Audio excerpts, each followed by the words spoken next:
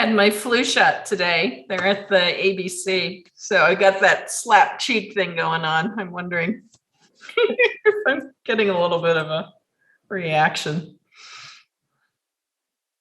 All right. Madam Chair, we are live.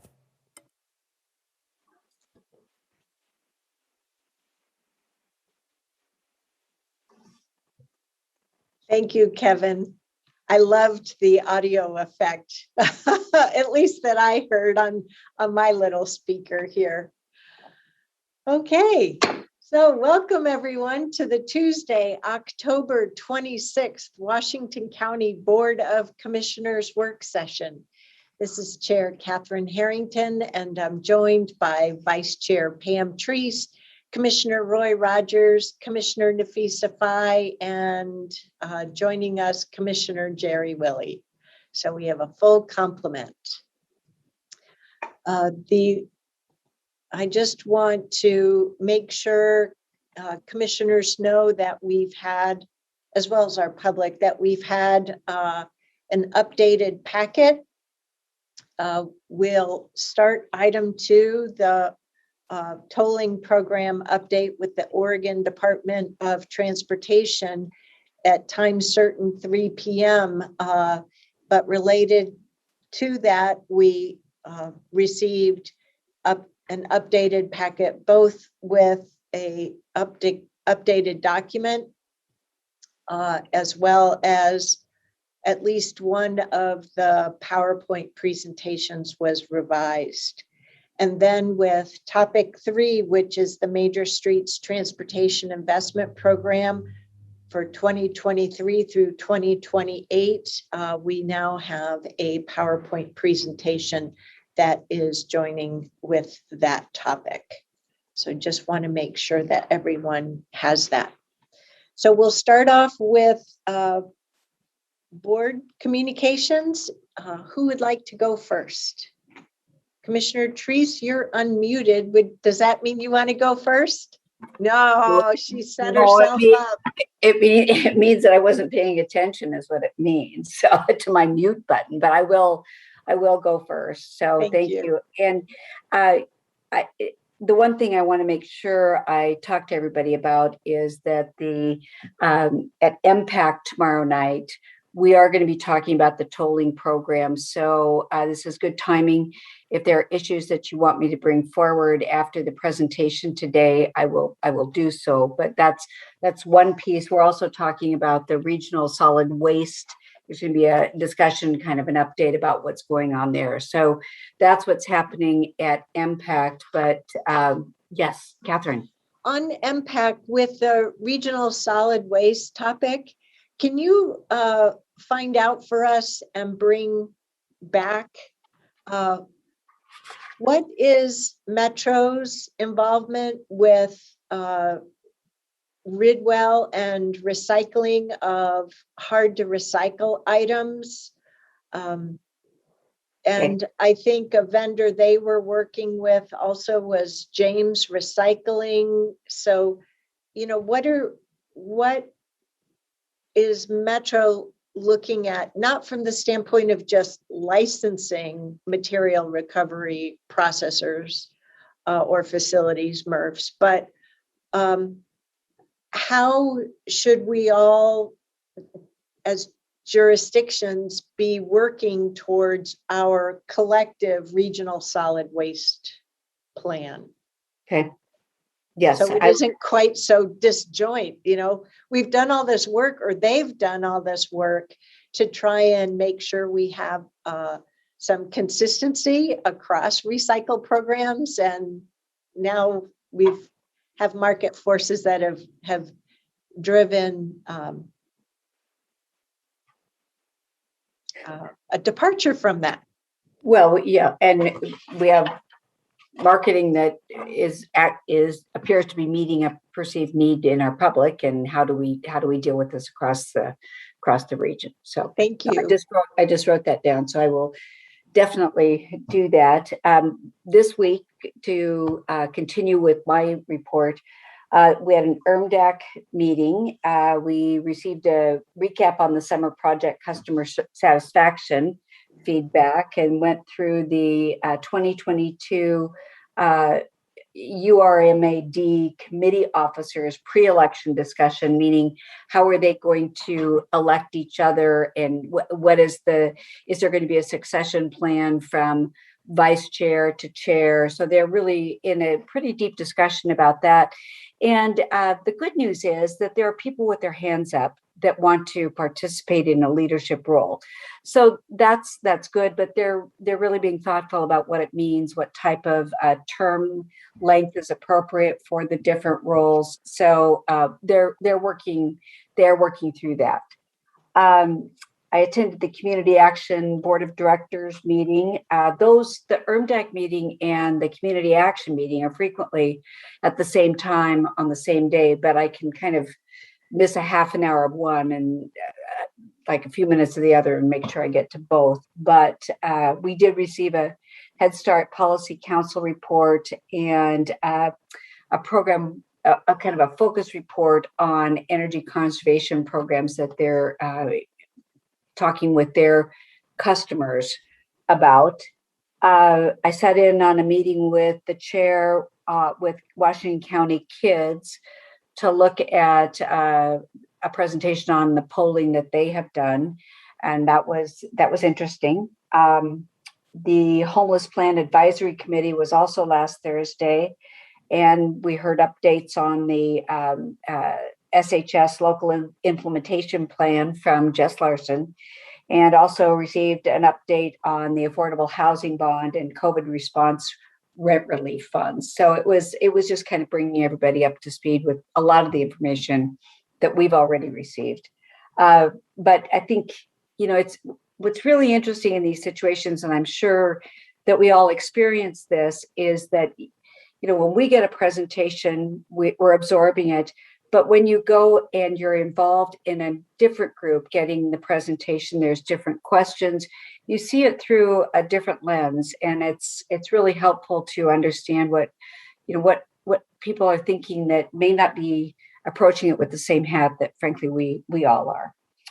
I attended, as we all did, the ARPA meeting on Friday last week. I thought that Dorian did another great job. I was really, really pleased with that. And I thought that the staff did a great job. The disappointing factor, and this is no surprise, is that we didn't have more electeds there. But the people that were there, I think, got a lot out of it. And I also believe that we're in a process where, as we start doing these things, that when we're sharing with other electeds, that will grow. It might help if it's not on a Friday night too. So that might have been another factor, but I do appreciate the hard work that went into it and the attention there.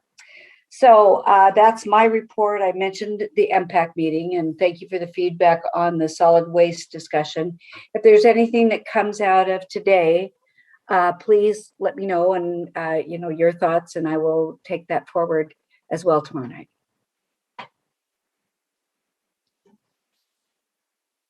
Other commissioners?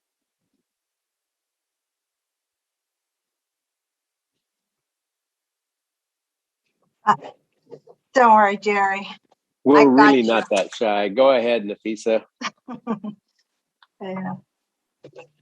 Hello, everyone. Good morning, or wait a minute. It's our last Tuesday of the month, so it's a good afternoon work session. Last week was busy with you all. I think everyone with Clean Water Services taking 3 days of our time. Great learning, great presentations. Thank you, Diane. I really enjoyed the tour we did with the wetlands. So I'm gonna try to take my kids there. Actually, it's a great park. And last week, actually, I don't think I have a lot to report other than to say the two things I would have looped you in on. I think you're going to get a presentation, so it's on the agenda.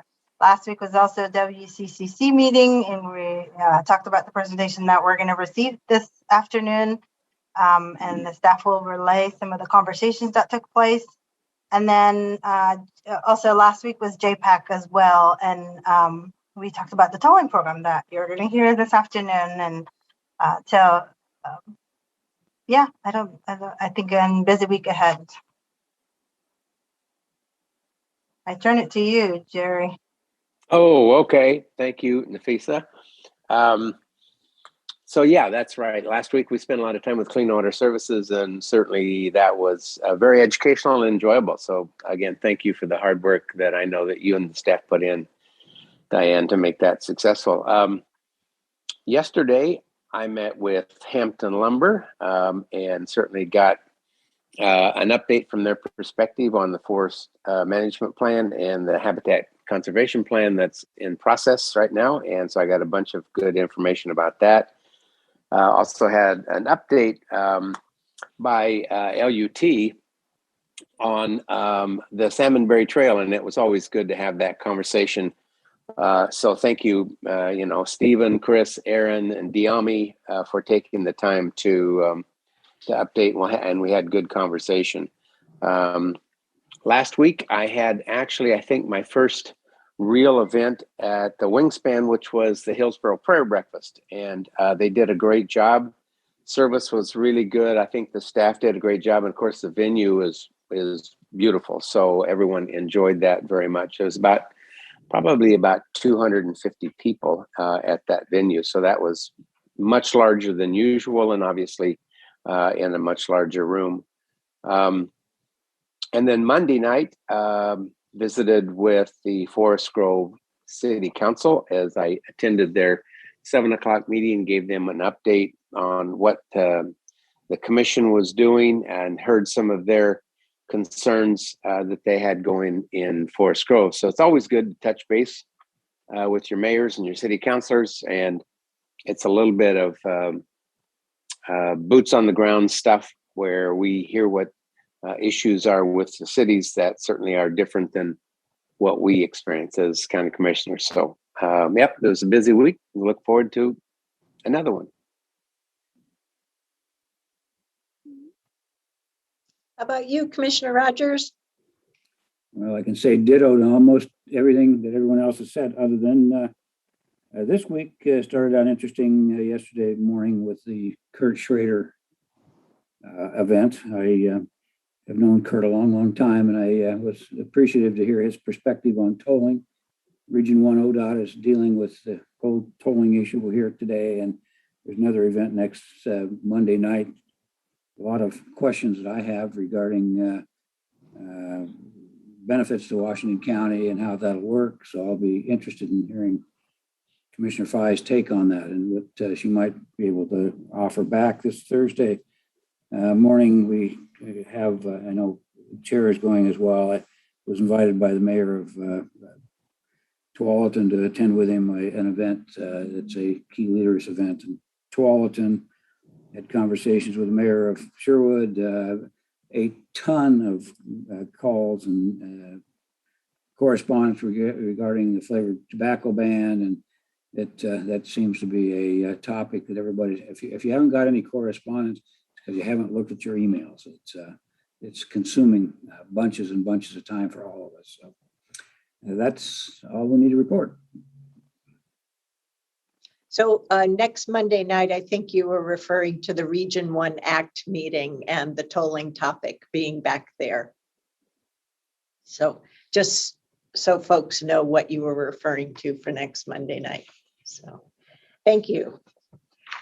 So yeah, as everybody observed, the commission spent a lot of time together with one another last week. It was great to be together face to face and with other team members through our 3 days of Clean Water Services, our own little conference versus going away to the industry WEFTEC conference.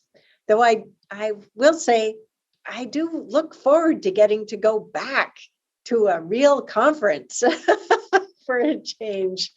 And also last Tuesday, we had a long day of board meetings together, but we were in a Zoom meeting. So it's been interesting to hear in more and more external meetings still hosted by Zoom, how the moderators or facilitators or the chairs, whoever's running the meeting, makes note of Zoom fatigue.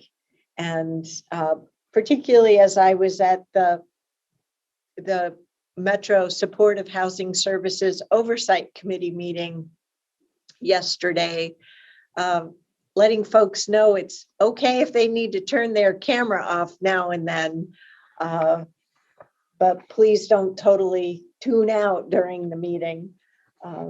So I hope that we as a board can start planning to have hybrid meetings with the first of the year, just as we did in the spring and summer, well, pretty much through November of 2020, so that we can be in the room together and but certainly have the virtual experience available for our community members and staff. But there is the more freedom in communication when we're not in these little squares. So sure beats the alternative sometimes. For the upcoming AOC conference, I had submitted an entry to present on COVID-19 best practices through a session that they have, and they chose to include us.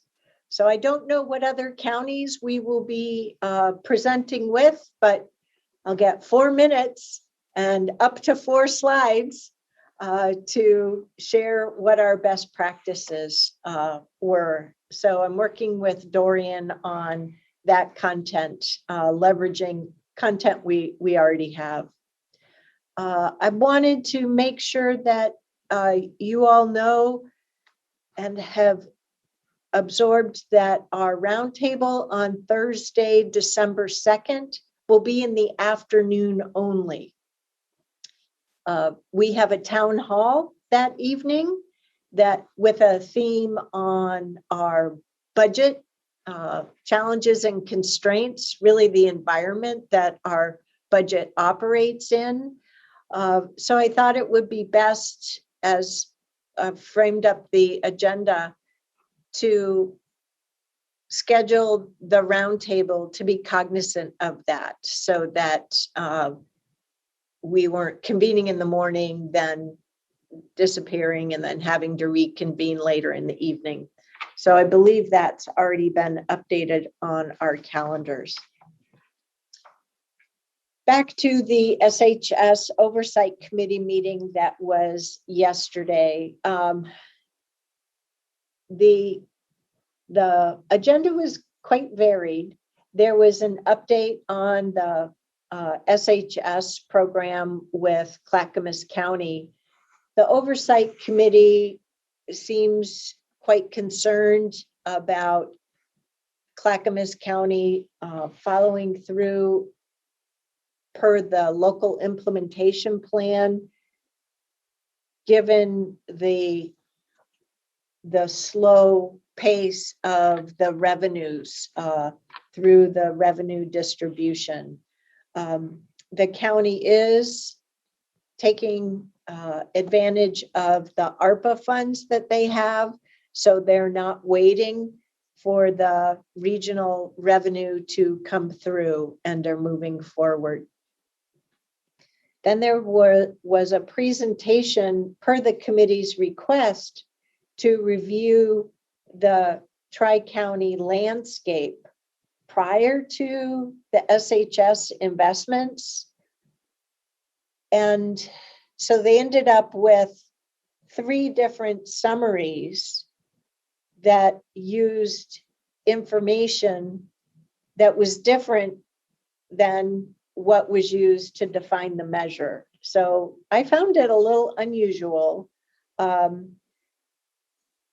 which as a committee member led to understanding that there are multiple sets of data, and really being left with the question of really what are we supposed to be accomplishing at the regional scale, given that it's a regional measure, trying to reduce chronic homelessness and the risk of folks entering homeless.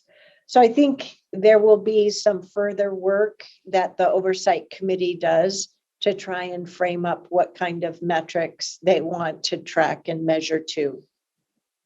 The committee will be having a retreat spread over 2 days, November 8th, as well as November 15th, between 9 and 11:30. Obviously, I'll miss the November 8th date because I'll be on vacation. And they've been pretty clear that they only want the current attendees, committee members to attend. So I'll try and catch up on November 15th. So we'll go from there. At the Tri-County Chair meeting on Monday, we had a brief sync up on the SHS IGA just to make sure that things are moving apace. And as far as I know, the conversations, the work amongst the multiple jurisdictions is continuing and will continue. We are slated on our rolling agenda to be adopting the SHS IGA. This is the long-term IGA at our meeting on December 7th.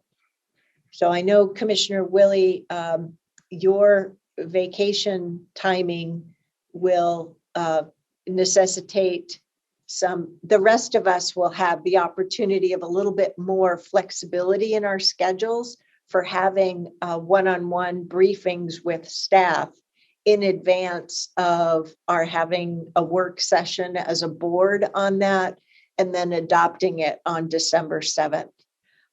So thank you in advance for ensuring that you and Megan are able to get that briefing on your calendar as soon as you return. Because I think that this IGA, given that it's supposed to stand for a longer time period, and this is such a new program, we're all going to need to make sure that we follow up with our staff in those briefings and have the opportunity to go over questions with them as well as together with our work session. Is that making sense to all of you? Okay. Okay. Up ahead for the rest of the week, Commissioner Treese and I are participating on interview panels with assistant county administrator positions. So we're each trying to dive into the information-rich candidate application packets, just as we did when we were going through the county council and CAO interviewing over the last year. So I know that seems very fresh in all of our minds. This morning, Commissioner Willie and I met with the Latino Policy Council. They brought to life many of their concerns. There were 7 members of the Latino Policy Council who met with us. Tomorrow evening is the first community meeting to start the conversations and discussions about neighborhood operating agreements or norms around the bridge shelter on 10th Avenue in Hillsborough. So we'll see how that goes. I know our staff, led by Cia Lindstrom, have been very intentional in working with the Latino Policy Council to try and ensure that They've set up a meeting that will be welcoming and constructive with breakout groups.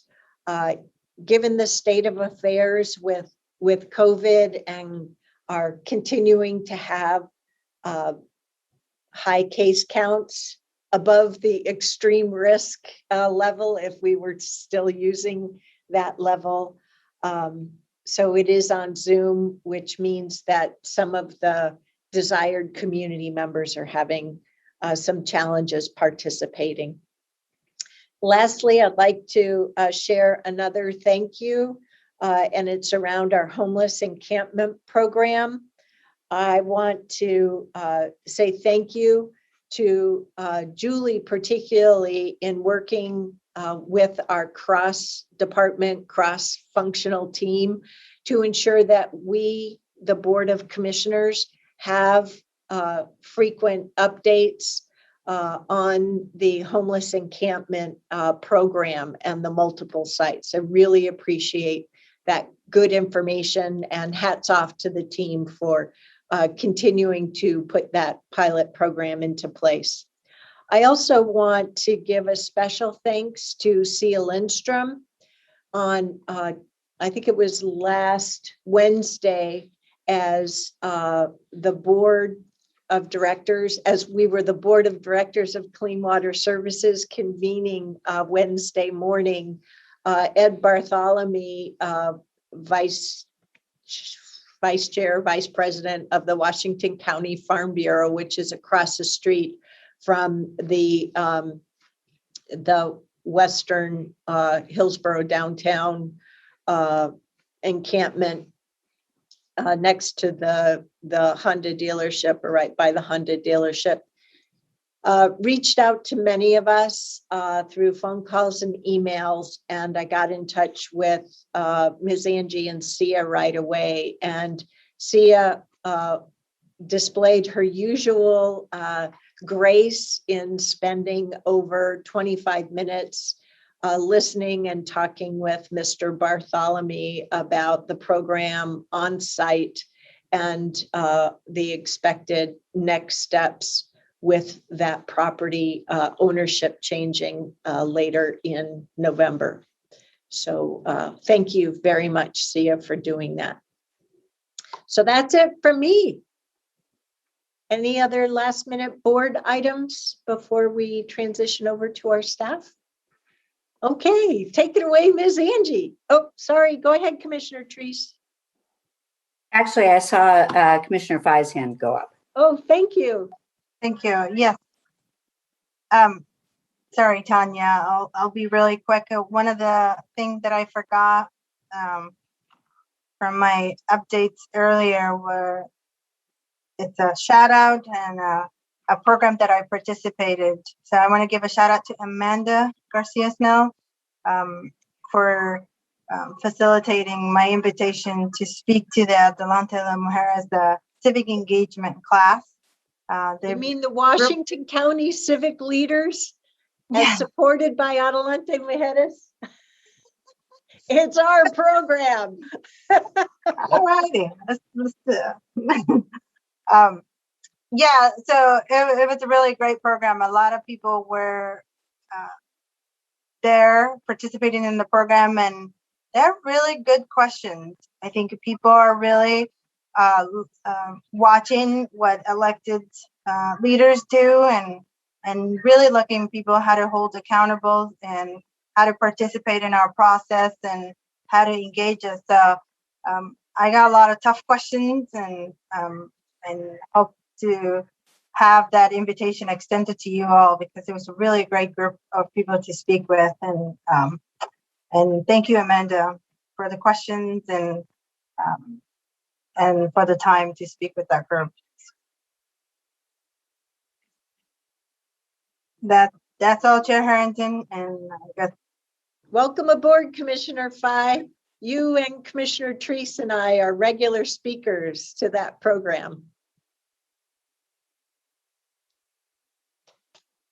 Ms. Angie. Good afternoon, Chair Harrington, Board of Commissioners. On Saturday evening, I had the opportunity to attend the Afghan welcoming meeting at the Muslim Education Trust. At that meeting, I met with members of the Afghan Support Network, and I indicated that I would share their information with you all, which I will forward to you in an email tomorrow. Relative to that, I have received some inquiries, just what is Washington County as an agency doing to support our incoming Afghan community members. The board will be receiving an update from our housing director, Komi Calabar, within the next couple days.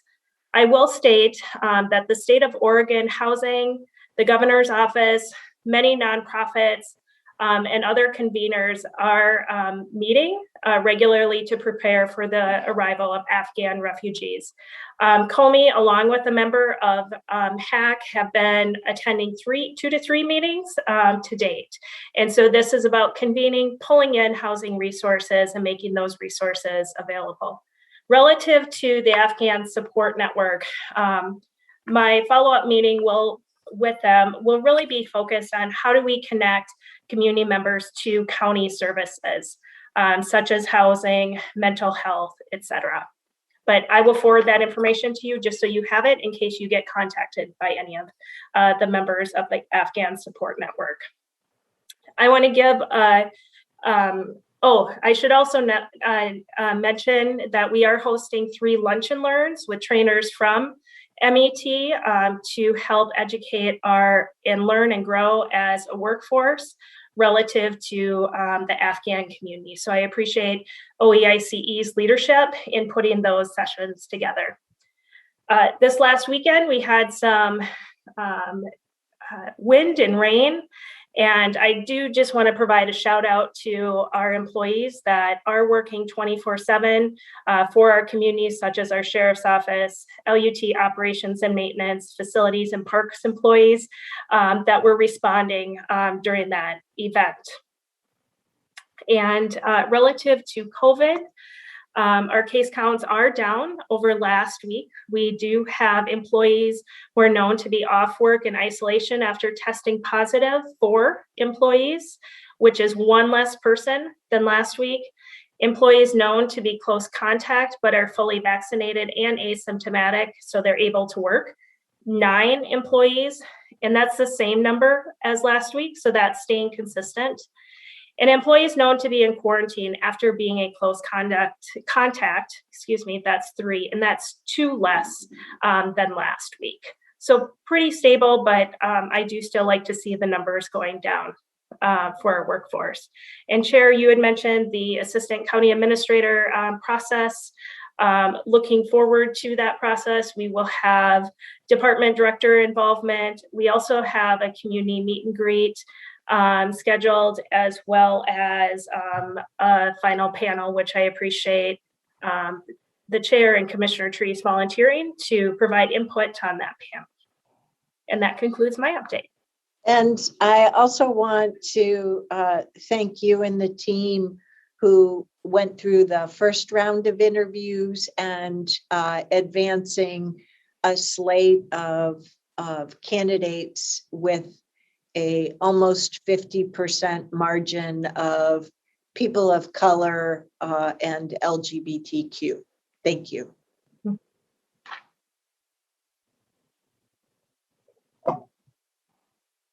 Mr. Carr, how about you? Good afternoon, Chair. I have nothing to report today. Thank you. I hope you don't have a cold. I do. Oh, so much for having masks protect us from ourselves. We had a baby at the house. Oh. It was in a good cause. Yes, that's wonderful. How about you, Ms. Taniguchi Dennis, CEO of Clean Water Services?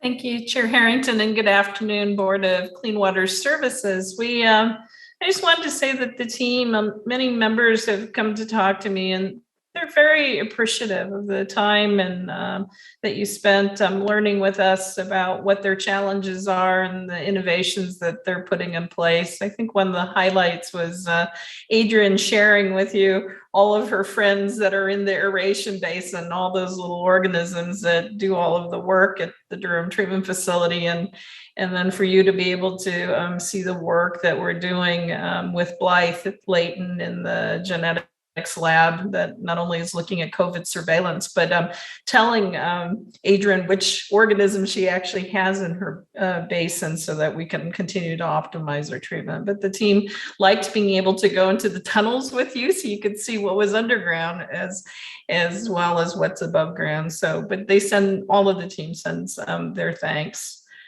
We do have 2 positive COVID cases. One is a vaccine breakthrough case, and the other is for someone who's unvaccinated.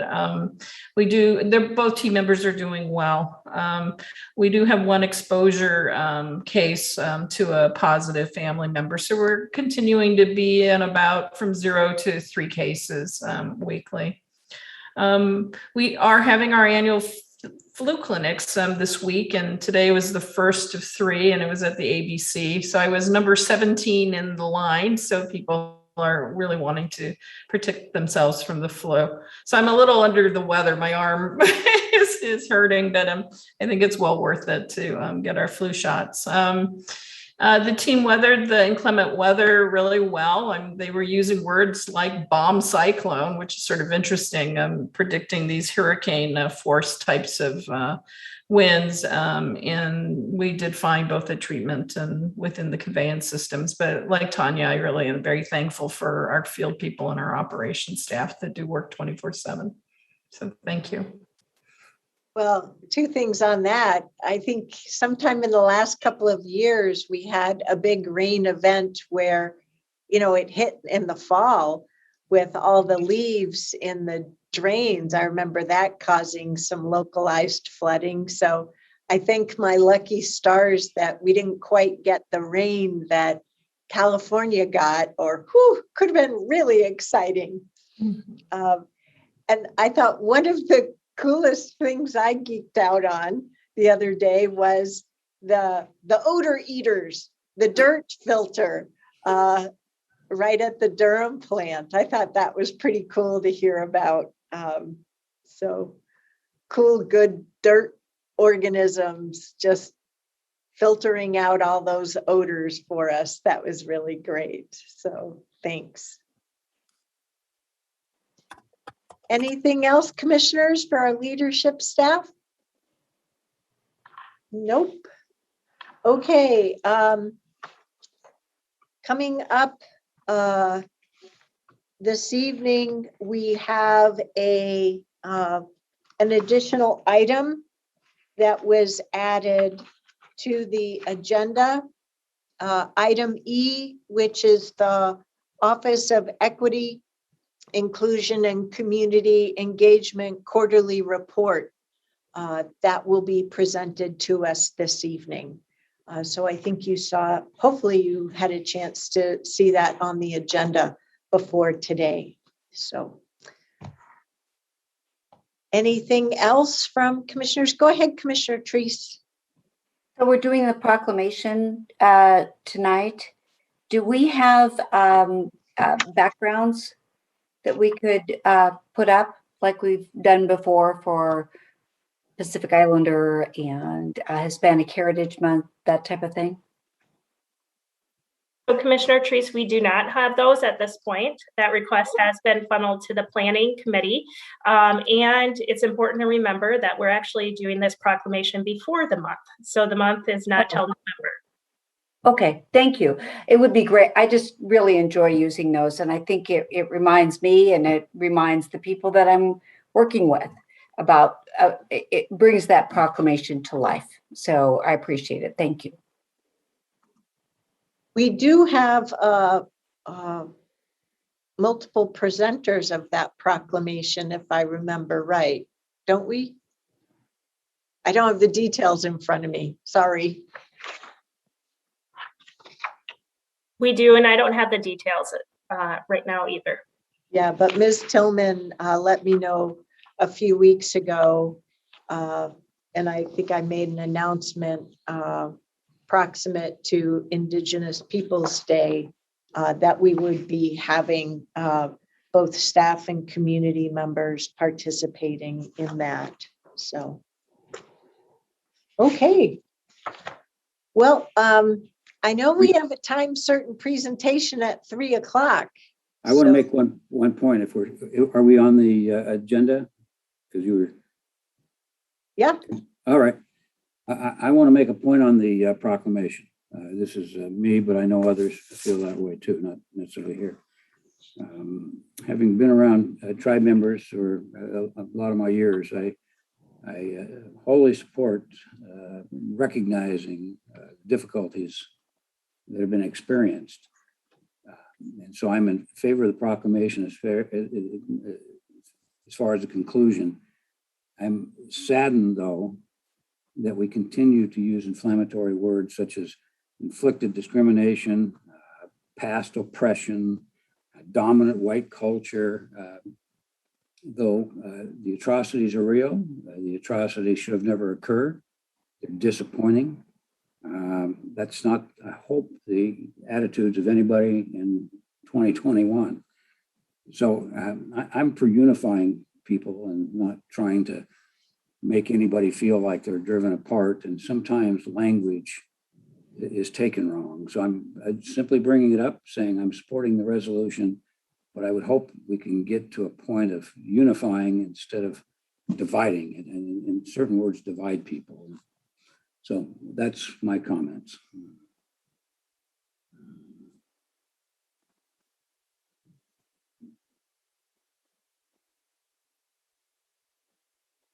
I think we'll probably be hearing more this evening about the community members that were engaged to develop this proclamation.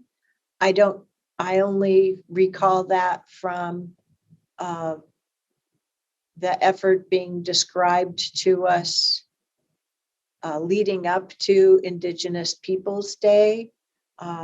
So I'm not able to contribute anything further at this point, Commissioner Rogers, but I do want you to know that we've all had the opportunity to hear what you've had to say. So thank you. So Ms. Angie, what do you recommend, that we just take a break for the next 19 minutes and come back at 3? Okay. That's a great suggestion. And Commissioner Rogers, our Chief Equity and Inclusion Officer, Latricia Tillman, can speak to your thoughts tonight.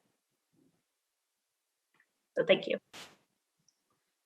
Okay, well, Clerk Moss, we'll just take a break here for 18 minutes and reconvene at 3 p.m.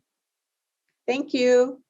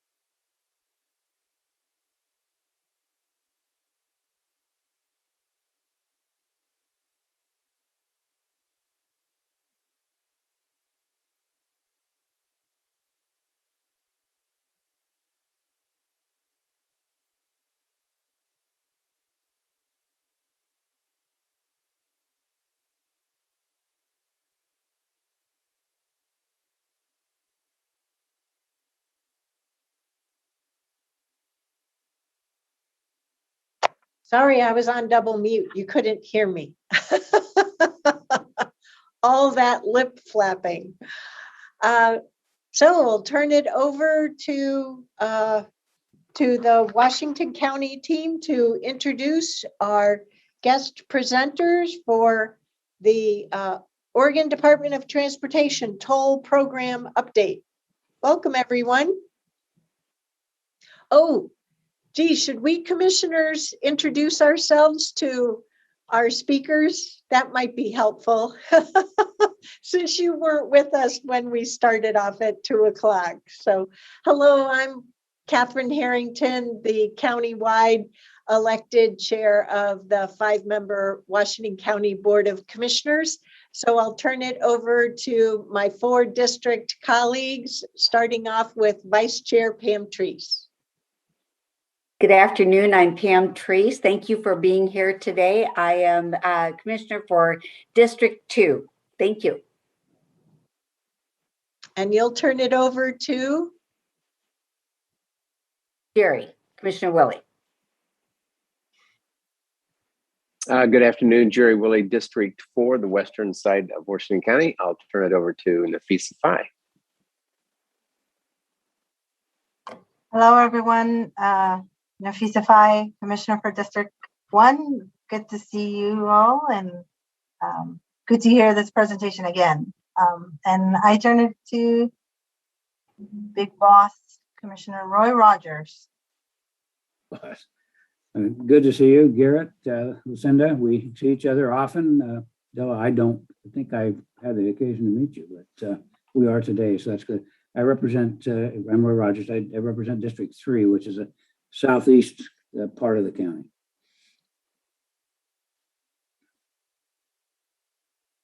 So I'll turn it over to you, Stephen Roberts.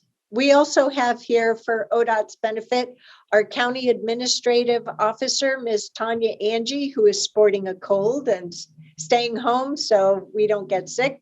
Our County Counsel, Tom Carr, who's also sporting a cold and participating from home. Thank you very much, Tom.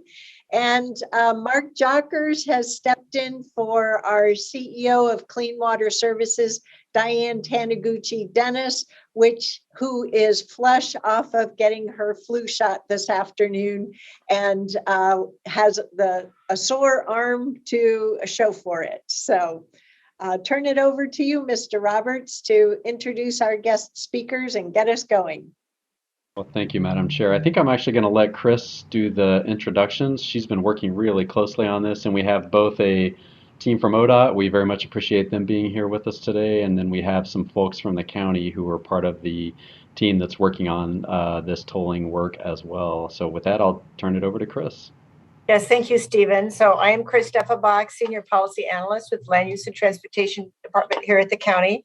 And with me today, we have from the Urban Mobility Office at the Oregon Department of Transportation, we have Deputy Director Della Mosier and Toll Program Manager Lucinda Broussard and Policy Manager Garrett Pryor. And we had in the agenda, we had Brendan Finn, the Director of the Urban Mobility Office, and he's unable to attend, but we will have great presentations from these staff. And just as a little bit of an introduction, we have kind of a two-parter presentation for you today, because following the ODOT presentation, we have Erin Doyle, Government Relations Manager, Amanda Garcia Snell, Community Engagement Manager, and I will continue the discussion that we started last July when we were last in front of you to talk more about the implications of the toll program for Washington County. And you're free, I would suggest that you ask all your questions of ODOT, and we stop and pause when they go through, but that's up to you. We have some important comment opportunities coming up, and we hope that this presentation will prepare you to be more comfortable. There's a lot. We have, as Amanda Garcia is going to go into more detail on the Equity, Mobility, and Advisory Committee progress.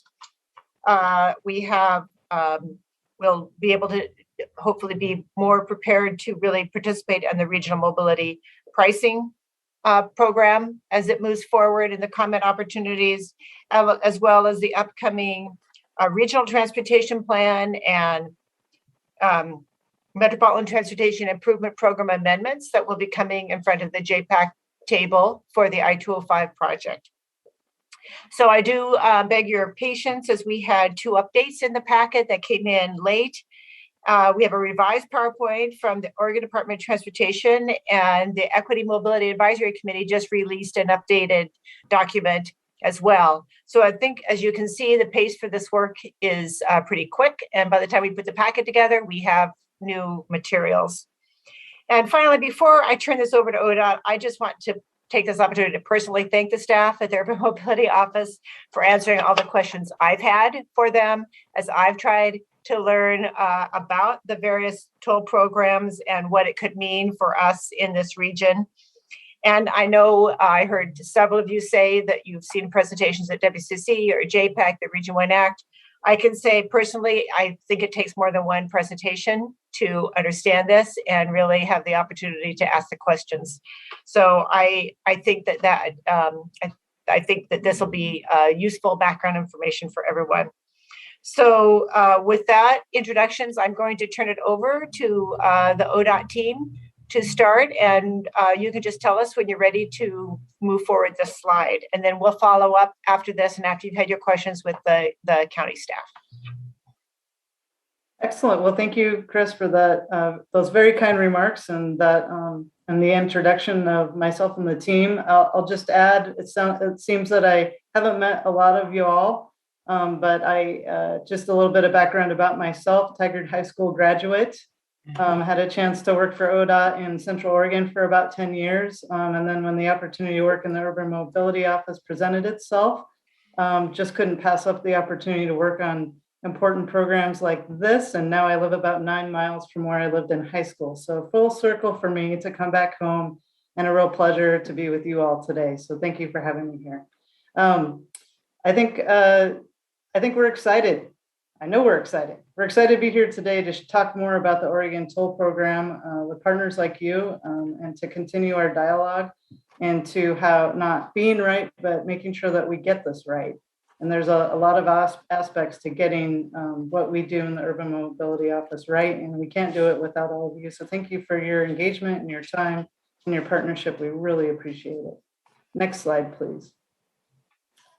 So a little bit of history that I'm sure most of you have experienced or have heard about before. But it's important, I think, to always remember that the toll program has been talked about in the Oregon legislature since the mid-90s. And recently, as 2015 and 16, the governor's transportation visioning panel went around the state, and hopefully some of you got to engage in those conversations.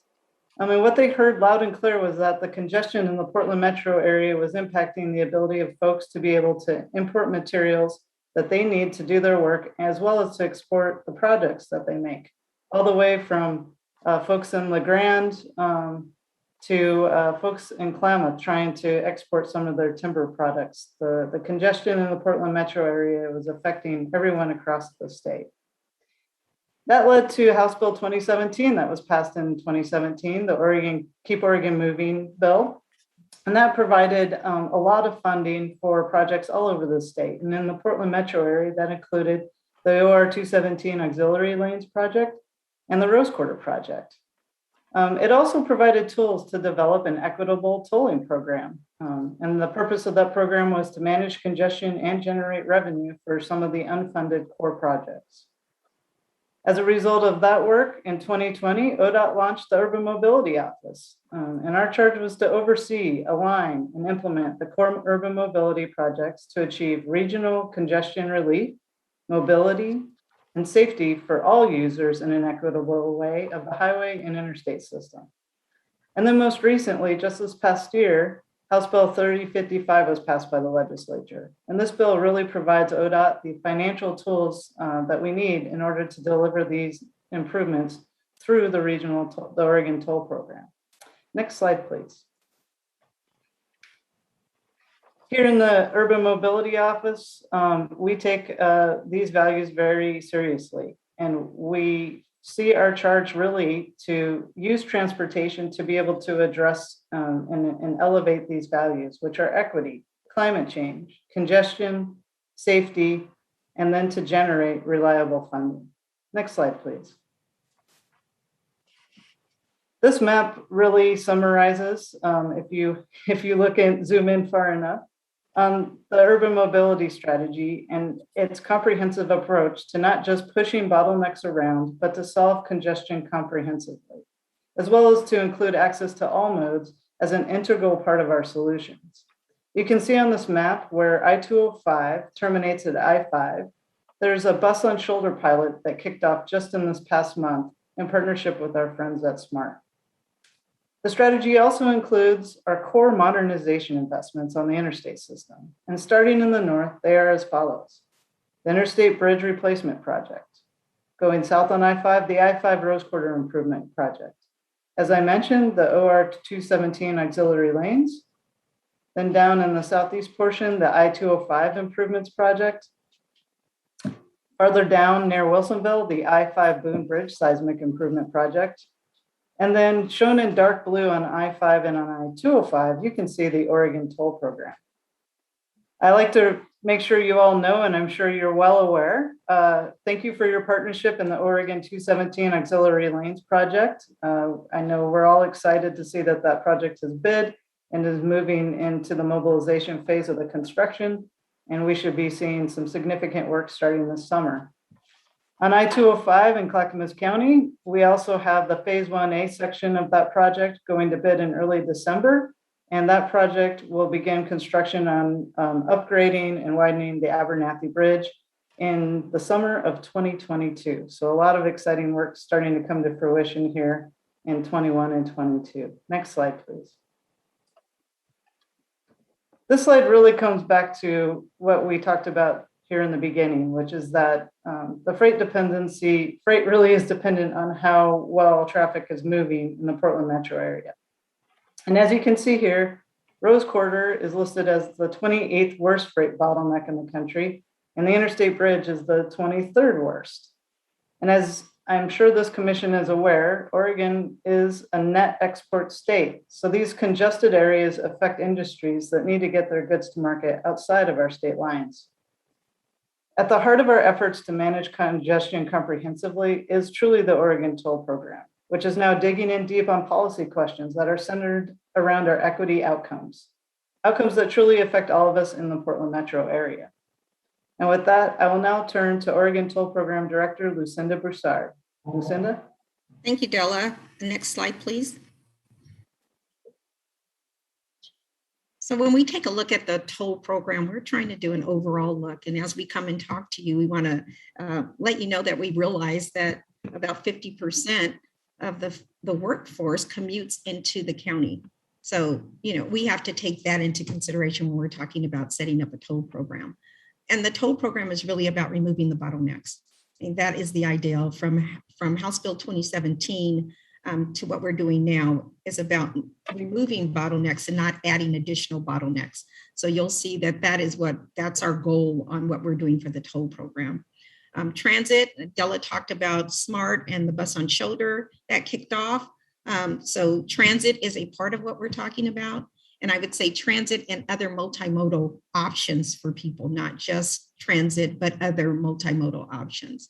Affordability, I'm going to let Amanda talk a little bit about this because the Equity Mobility Advisory Committee is doing some work on this. And I think that she'll have a whole lot more depth. I can go into it, but I'd like to hear her perspective from an Equity Mobility Advisory Committee member. And then, of course, studying the impacts. We call it health and safety, but what happens when there's diversion in a neighborhood? That does affect the safety of the neighborhood, but we're also talking about how you get to a hospital or community center that you need services from. So what does diversion do in those arenas? Next slide, please. So when Della mentioned that it was the dark blue line, now it's the teal line. We like blue. Those are the projects we're talking about. The Regional Mobility Project is from the Interstate Bridge all the way down to Boone Bridge, and then where the intersection of I-205 and 5 meet all the way to the Glenn Jackson Bridge. And we talked about also the I-205 Improvements Project, which would be part of the toll program also. And there are two things that we're trying to, it's kind of the pillars of what Della talked about. We had 5 pillars, and manage congestion is one of those pillars, and generate revenue is another one for sustainable revenue. And when we talk about a toll rate, which happens right before we start doing tolling, which is back in, I think we're saying for I-205, end of 2024, early 2025, we'll have a toll rate, and we would like it to meet both of these objectives. To generate revenue and manage congestion, there's a toll rate, we call it a sweet spot, that can do both of those things. Next slide, please. What will it pay for? You know, the toll program is not just a toll program, it's a program to pay for all of the things we just talked about, transit and multimodal, the projects that Della mentioned along the map that she spoke about. The IBR has a piece, Rose Quarter, I-205 Improvements Project, Boone Bridge. Did I get them all? I think that's all of them. And Rose Quarter, actually. That's all of the core projects that we're talking about. And the tolling would help with all of that. Also, the diversion that we talked about, what's mitigation that we could do for diversion, that would be paid for also. And then the people experiencing low income, which Amanda will talk more about, but that is something else that the toll program will be investing in. Next slide, please. Equity and Mobility Advisory Committee, I'm just going to say it's made up of 15 members of people who have lived or worked experience in equity, and they provide recommendations to the Oregon Transportation Commission. Amanda is one of those members, and she'll talk more about what the work of the Equity Mobility Advisory Committee, what they're working on now, and what their plans are. Next slide, please. As I said, I-205 would be the first that we would toll. And I want to say right now we are in the planning stages. So we are doing an environmental review, and we will be asking for approval from the feds to toll. We do not have that approval yet.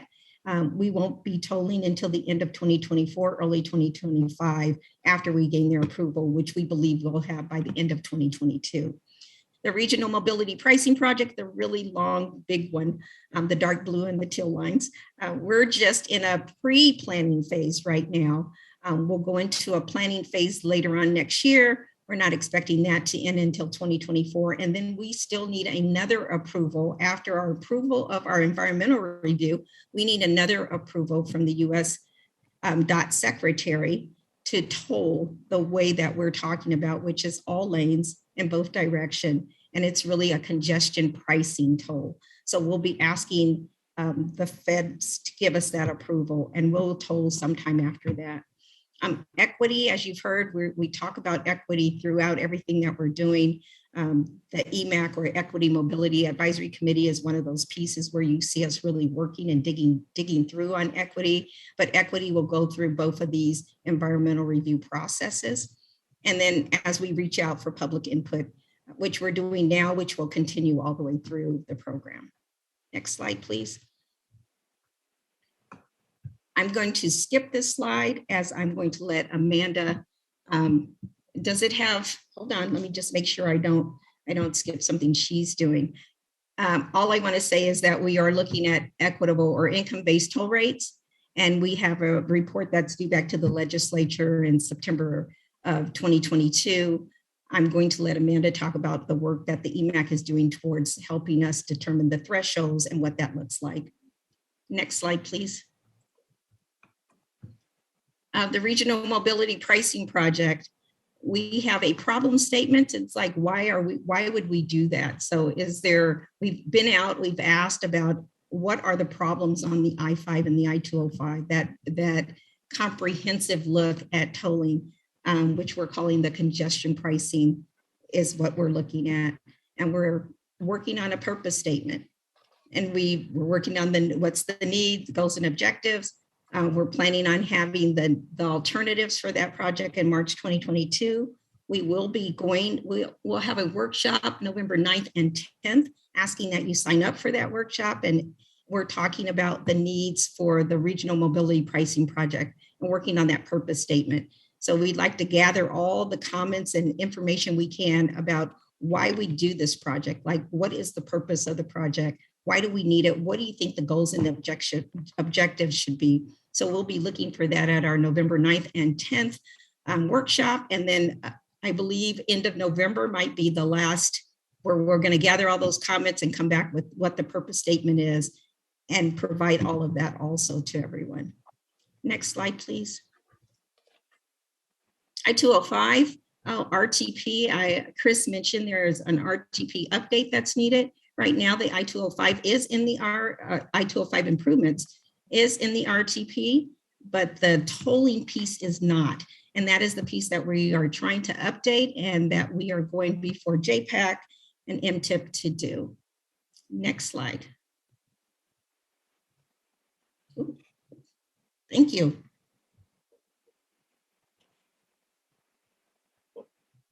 You can go back to gallery view.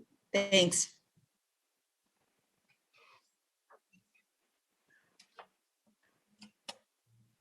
Can I ask a question? Before we get into the equity mobility part, if I'm referring to that properly, one of the questions that I have heard expressed in the community, well, I've heard a fundamental question, and I like to speak from fact. So I'm hoping that the three of you from ODOT can help me make sure that I'm articulating fact and not legend or incorrect information. It really goes to the purpose of the project or the problem statement. And the fundamental question is, why are we even looking at tolling? Now, before you give me the answer, if the following is incorrect, please know what answer I have to unwire or work to deconstruct out of my brain. And I think part of it is because of my years of service on the Metro Council, which includes the time duration between 2007 and 2018. So including the work on HB 2017 or 2000 anyway, I'm getting all bollocksed up and off track. So I thought that through all these years, one of the reasons why we were looking into tolling is because across the country, FHWA is expecting regions as they look to improve and expand highway capacity or work on congestion to take tolling and congestion management into account. So that's my answer to why are we even looking at tolling? But I don't want to keep telling that story if it's wrong. So here's your one-time good deal to set me straight. And I even have my pen at the ready to make sure I write it down right. So I wasn't here in 2017, Della. You can probably help with some history on what was thought of back then. But why we're doing tolling now is to clear up the bottlenecks. So FHWA only plays a part in approving our environmental reviews, but we looked at pricing as a way to help with the bottlenecks. So it's really about pricing, so that way we can, I wouldn't say eradicate bottlenecks, but we can literally dissipate some of that traffic and congestion. But Della, can you speak a little bit about 2017, 2018, those years of why tolling was thought about back then? Absolutely, Lucinda. Thank you. And thanks for the question, Commissioner. I think what we've all noticed is in the 90s, or maybe we haven't noticed, but in the 90s, the federal trust fund was pretty robust. And since then, it hasn't been, Congress has not made an effort to continue funding the highway trust fund at the levels that it was funded at. So the amount of funds that we get from federal highways since the 90s has steadily decreased. And then when we think about electric vehicles and vehicles becoming more gas efficient, the one fund that we have here locally is the state gas tax. And so our ability to generate revenue from those funds has also decreased. At the same time, the needs continue to increase, the costs continue to increase. And so every year, and I'm sure you all have opportunities to weigh in on the statewide transportation improvement plan, and your opportunities to provide input on modernization projects in the Portland metro area, you will have experienced that there's not a lot of funds for modernization. There's not a lot of funds for strategic investments to solve the bottleneck issues that we have in certain areas, and then to balance that through congestion management via the toll program. So our needs have increased, the prices have increased, our funding has decreased. And so bringing in House Bill 2017, as I stated, they provided gas tax funds, an increase in gas tax of a penny. And that penny went to the Rose Quarter and OR 217 auxiliary lanes. And in that bill, they also said, and for the rest of it, you're going to need to set up a toll program to pay for the other projects. And the projects that were noted but not funded were the I-205 corridor improvements. Boone Bridge got a note from the legislature in the 2019 session. And of course, Interstate Bridge was re-kicked off in 2019, I believe, as well by Governor Brown and Governor Winsley. So again, it's the same challenges that we all face in our own homes or cars or anything that we own, as it seems the prices seem to keep going up to maintain all of those things, and certainly to repair or fix any of those things or make improvements. And funds have tended, for at least in the area of the Highway Trust Fund, have stayed the same or just slightly increased, but not enough to keep up with the demands that we have. And so kind of by diversifying our investments, the toll program is one of the ways that we're diversifying, one of the ways that we can make investments and collect funds from folks who are using that specific facility and put those funds right back into that facility that they're using to improve it and to reduce the congestion and bottlenecks that we're experiencing today. So I hope that helps. A little long-winded, but I hope it helps. Definitely long-winded.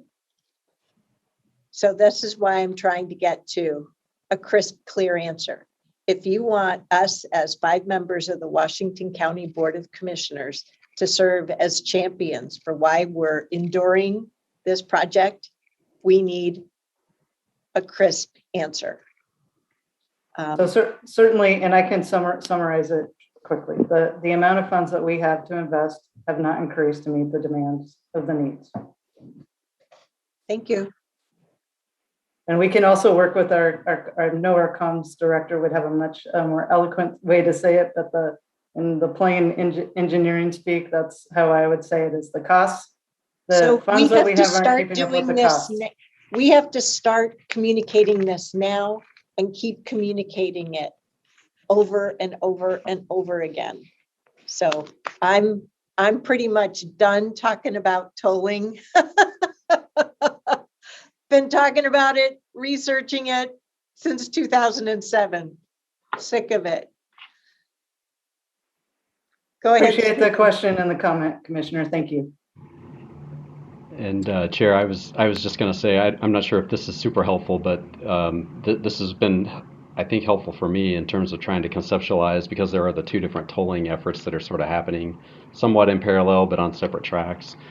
That the I-205 tolling work is really about how to pay for a specific set of safety and congestion improvements on the highway.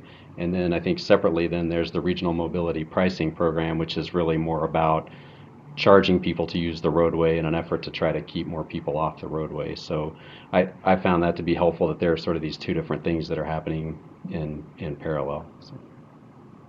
So I'm not the audience for the message, just to let you all know.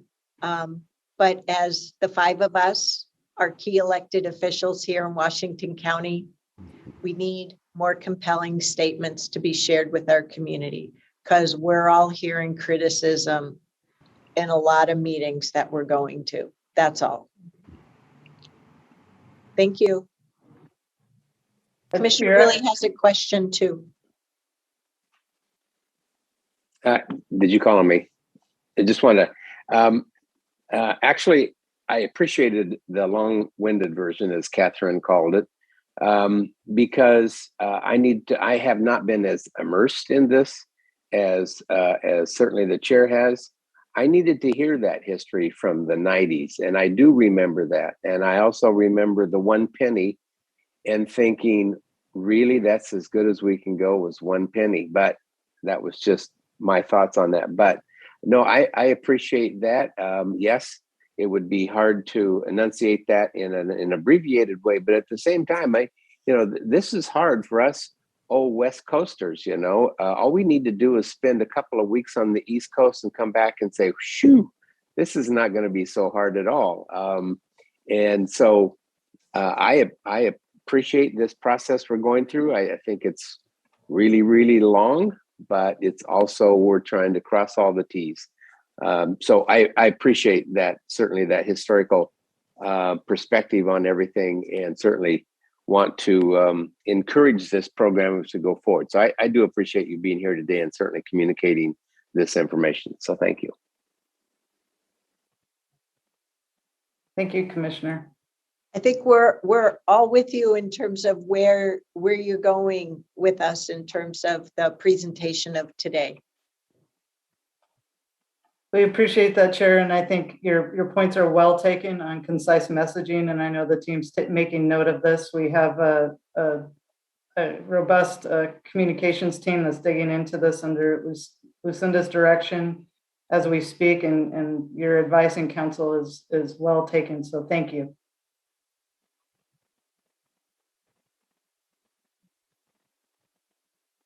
Any other commissioner questions before we move on to the next part?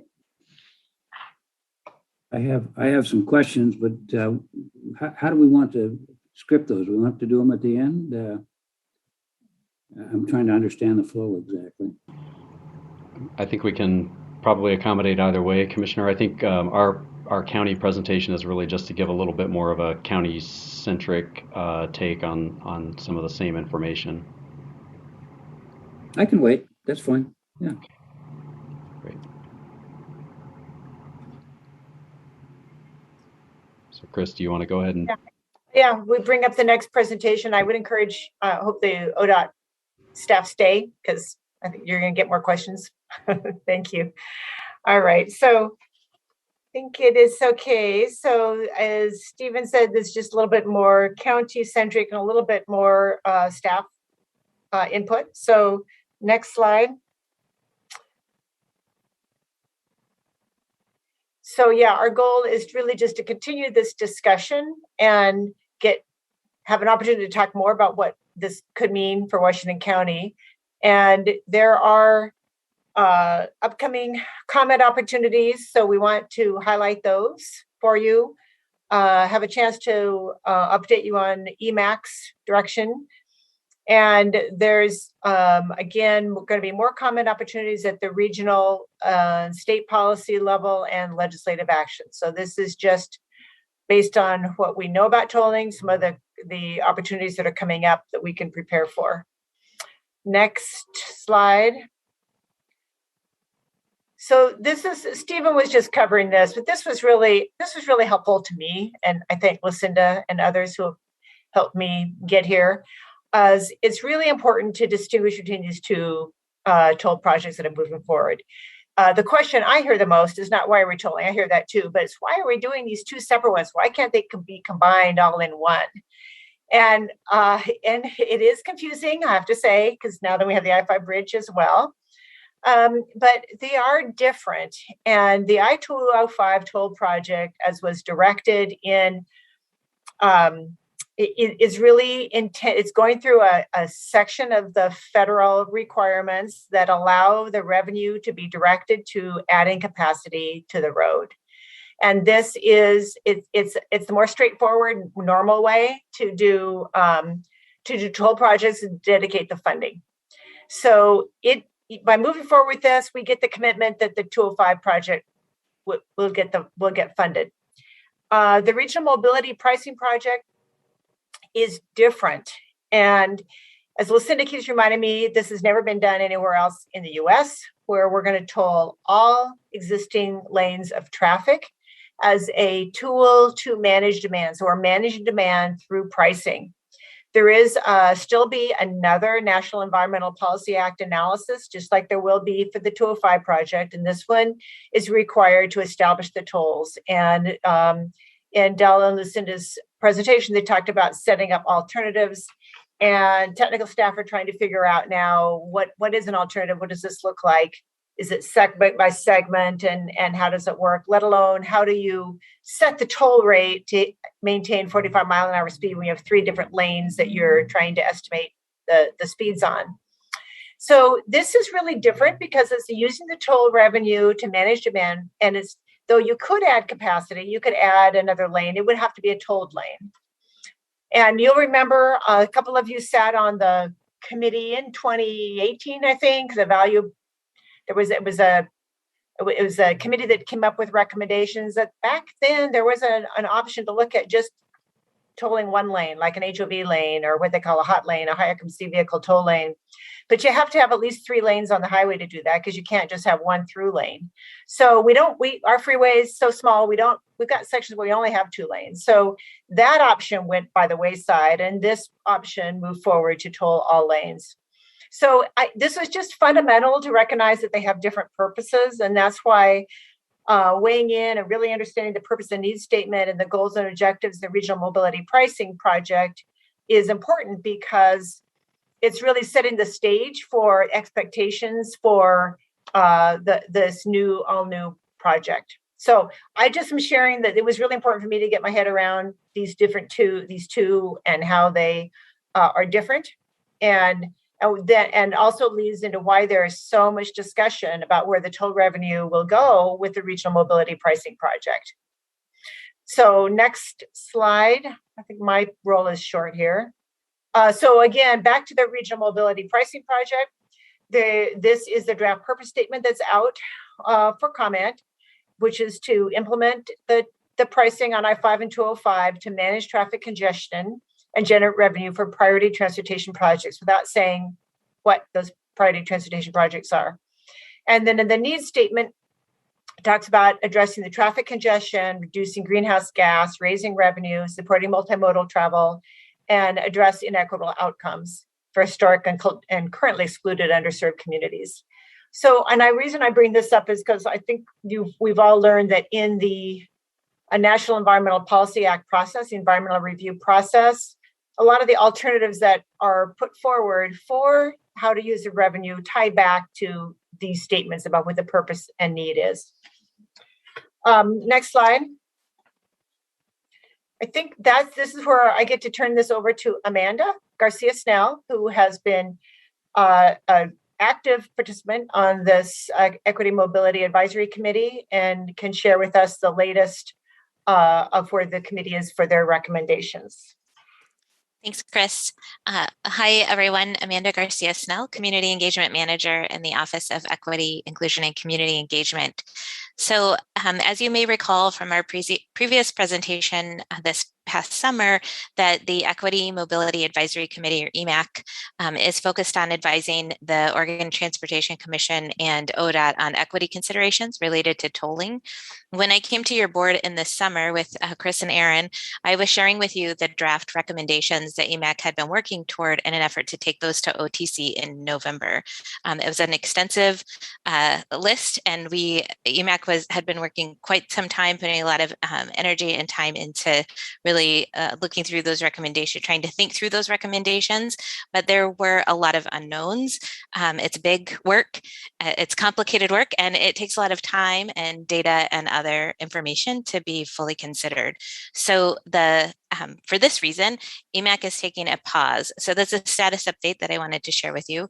EMAC is still focused on the same mission, but we're pausing the work on the recommendations to really refocus on key statements, which as of yesterday are now called foundational statements.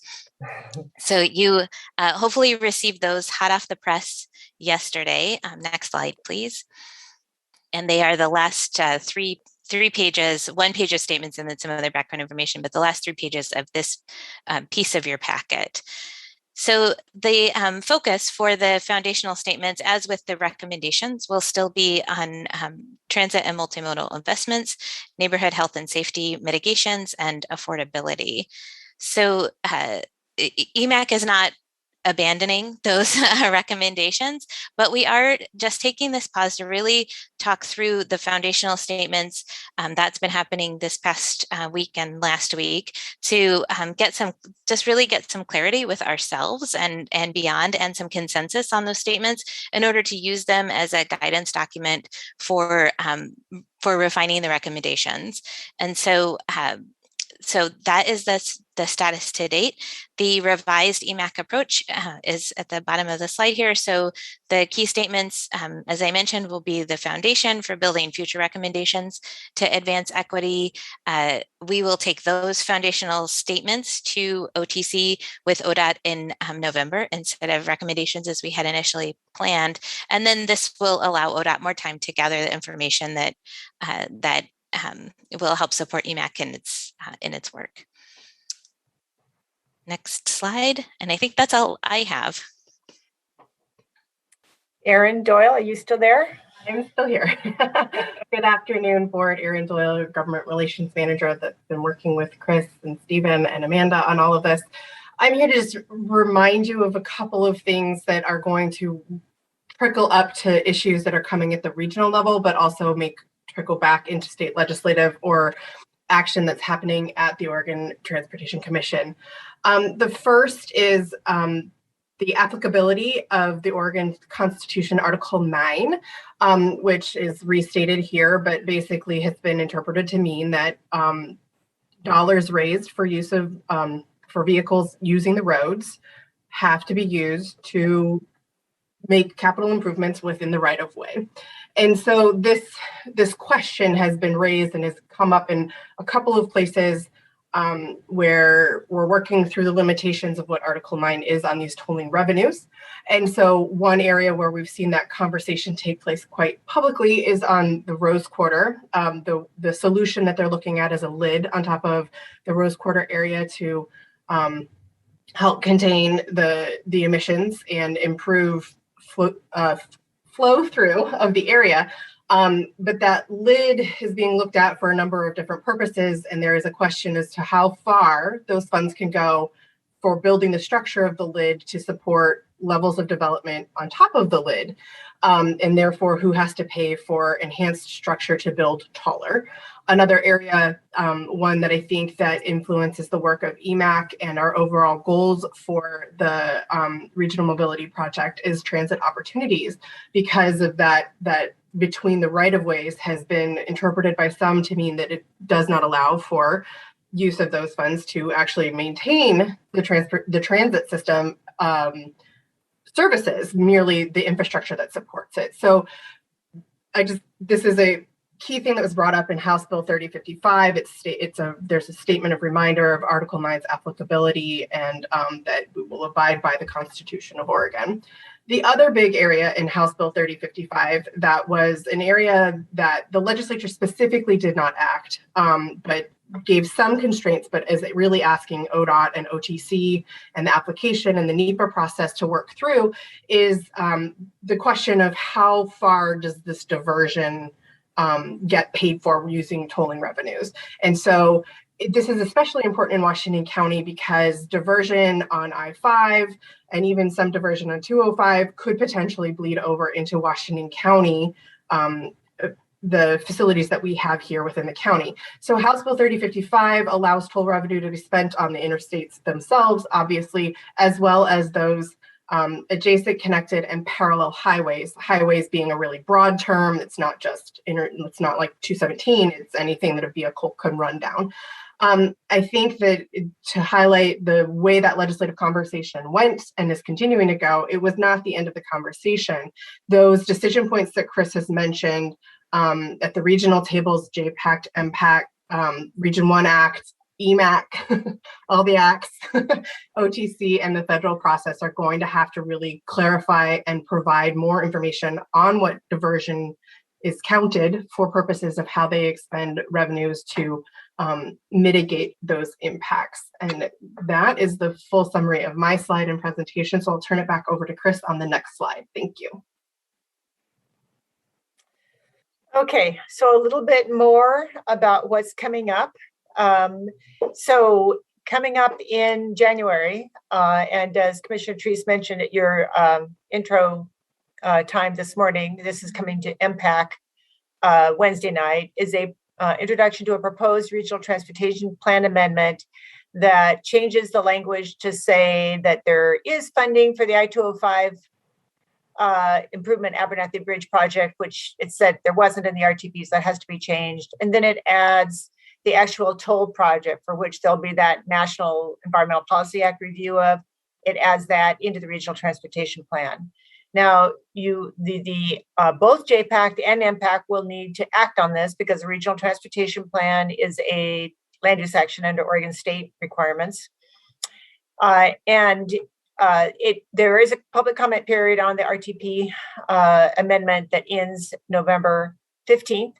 So you have choices. You could let both your JPAC and MPAC members vote in January, according to the board. You also have an opportunity to submit a comment letter before November 15th. And just for history, the board did support HB 2017 with the increased revenue. And though I've never heard anyone say, I just love tolling, except for maybe Commissioner Willie, it was part of the deal in 2017, in HB 2017. And also the board is on record for supporting the bottlenecks projects for which the toll funding is going to. That's a little bit different though than saying right now, it becomes real when it's actually being moved into the RTP. It just becomes a bit more real. And to Chair Harrington's questions about needing to feel prepared to answer the questions for people that weren't around when HB 2017 was being negotiated, or HB 3055, it just becomes a little bit more real. So I just wanted to lay that out, and it's an opportunity for you to talk about it and potentially make sure that your JPAC impact reps are ready. The only other thing is that the 2023 Regional Transportation Plan update is kicking off now. There was an intro to it at JPAC. It's going to be coming to the Washington County Coordinating Committee in a couple of weeks.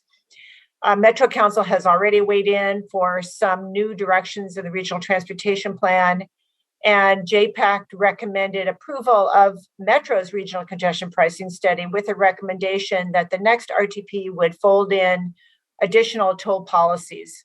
So this is another place to watch. This is going to take place over time, 2022, so we have a little more time here.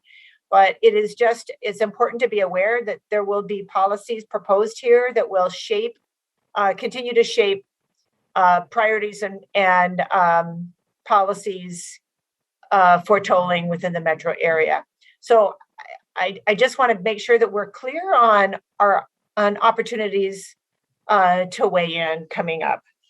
I think that's my last slide. Oh, there's one more. Sorry, one more slide. One more slide, and that is when we were last here in July, you asked us, well, what does this really mean for Washington County? Come back and tell us a little bit more. And you saw in ODOT's presentation about like half the people commute in, half the people commute out. And I think one of the things that this shows is that Washington County residents, workers, freight use the interstate system. And people who use the system are going to be told. So if we are trying to shift trips over to transit or to bike or walking, it's not within that narrow definition of those facilities. It's going to take region-wide transit service, if that's what it is, or other investments, because these trips aren't in a narrow corridor. They're people using them from all over the region. And that seems important as we think about how money was spent. There's a lot of interest in EMAC. Saw this in EMAC's recommendations, a lot of interest in supporting transit. But as Aaron Doyle pointed out, it's pretty hard to do that with toll revenue. So there's some big questions there about how to really get the transit infrastructure in place that helps alleviate the impact of the toll revenue.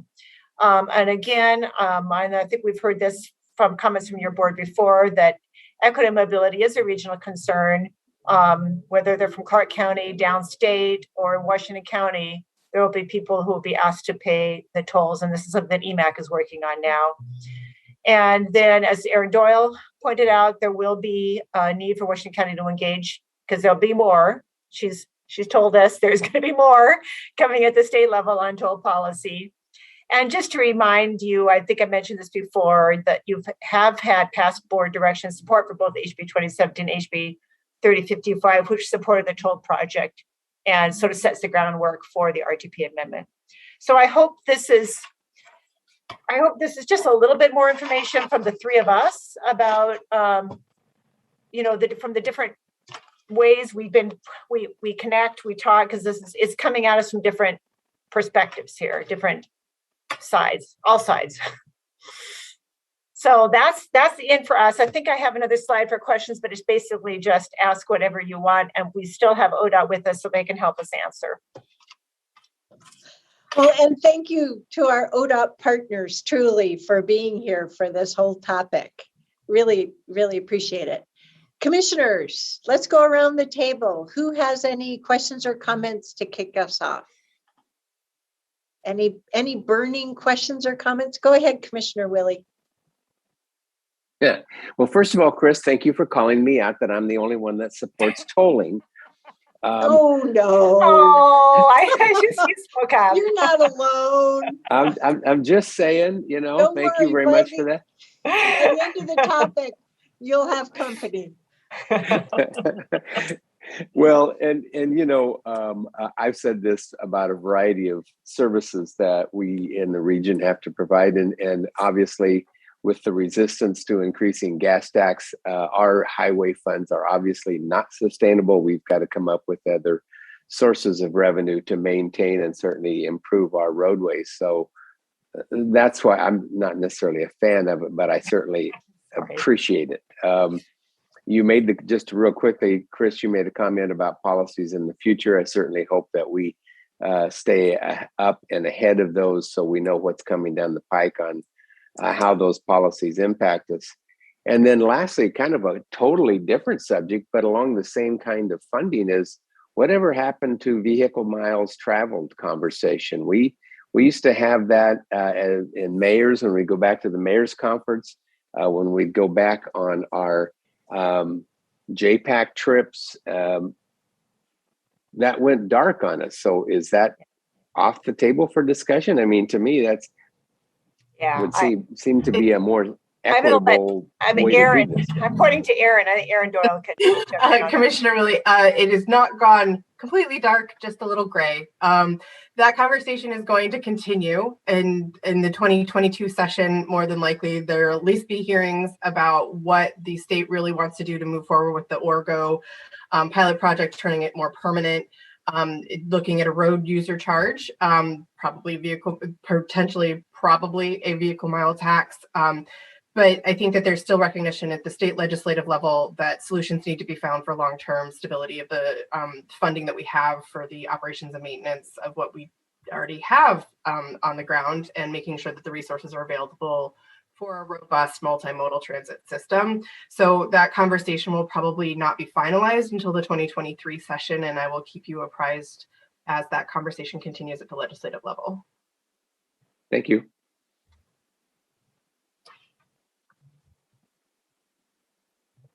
Commissioner Rogers. I have thoughts too, but I don't want to jump in front of others if they have comments. Yep, you're right on point. All right, thank you. First of all, Del, I didn't realize you were a Tigerdite. That's always nice to see somebody from down home here. So that's great that you're a part of this. Listening to you and Garrett, I don't know that at Region 1 we've made it clear that there are two efforts going on. And my concern has always been the hydraulics of this. The Metro effort is a pricing mechanism where you get people off the system. The ODOT effort is something to build capacity. And we are dealing with that. I think the staff put those issues in the slides really well. And so that's why there's so much confusion. People keep saying, well, I don't like the tolling project, or I do. And by the way, Jerry, I was on that tolling original committee, and I supported tolls. I think they're fine when they add capacity. When they don't add capacity, then you have problems. But I think that the chair's point on having something that definitively explains those different issues is important, because those of us who've dealt with it a long time, we get it, but we keep hearing the same thing, that we don't understand why they're not working together, or that how are they different? And so I would make that point. Secondly, let's just go to the ODOT, because that's what we're talking about, not the metro process, but the ODOT. What gets really fuzzy for those of us like me in Washington County is, what's the benefit? We understand as a state, as a region, as a nation, that we have an interstate system. Dwight Eisenhower, in his wisdom, built that, and said, we're going to build it. So we have this national system of roads that we all own. Whether I'm in Arkansas, New York, or Oregon, I can drive on those federal highways, and I said, I own them. And now we're putting up some kind of a drawbridge, and we could do this in Eugene, and I've said that to Peter DeFazio, or we could put it out other places and say, okay, anybody coming up I-5 beyond us, we want some money. And so people are concerned about, what are they getting for this additional investment? Now, I understand the Abernathy Bridge. Heaven knows I've been in DC more than once talking about that bridge, so I get that. But it gets unclear. It also gets unclear when there's a diversion of funds, what the benefit, and I'm being very parochial, I didn't at regional basis and even state basis, I don't usually do this, but a parochial, local basis, I don't see the benefit, because we're an export county. We import labor, and then we export goods. And we're going to get tagged on both sides. Our workers get tagged, and our companies get tagged on this toll. And there's no specificity or agreement in regard to the diversion of the funds. I mean, we've generally heard, well, we'll do 219, we'll do some other things.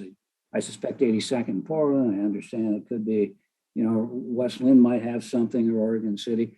But those things are all good projects, but they ought to be done regionally. They shouldn't come out of the funds here. They shouldn't come out of the funds here. And so that's a concern. And I've heard from many businesses, they're going, what do we get other than an increased price tag? And I don't think that message is crisp. In regard to the transit, heaven knows we've all supported lots of transit and would support more of it. But this isn't clear that this is all part of the regional effort that predominantly TriMet and Metro does. This is, well, we're going to need some more buses. And you say, well, what do they look like? And what's going to happen in that? What is the transportation in that quarter? It's not clear, because it's being developed. So that's difficult to say. We're just trust them. Yeah, we're going to spend money. The congressional delegation, I've talked to most of them. They're not really excited about this at all. I mean, they're excited to let you talk about it, but they're not excited because they believe the money, as somebody said, I think it was you, Della, that, boy, the money's going to be captured and going to be on this facility. No, it's not. Some of it will be, and some of it will go off the facility. And that's the concern. That Kurt was just talking about this yesterday at WEA event, which was a local event here in Washington County. And he made that comment, I'm not for, his exact words, I'm not for any money being spent outside on this immediate corridor. It has to be spent right there. DeFazio, ask him what he says. He said he didn't like tolling, and he's pretty high up, but he is concerned about his people from the Springfield, Eugene area south.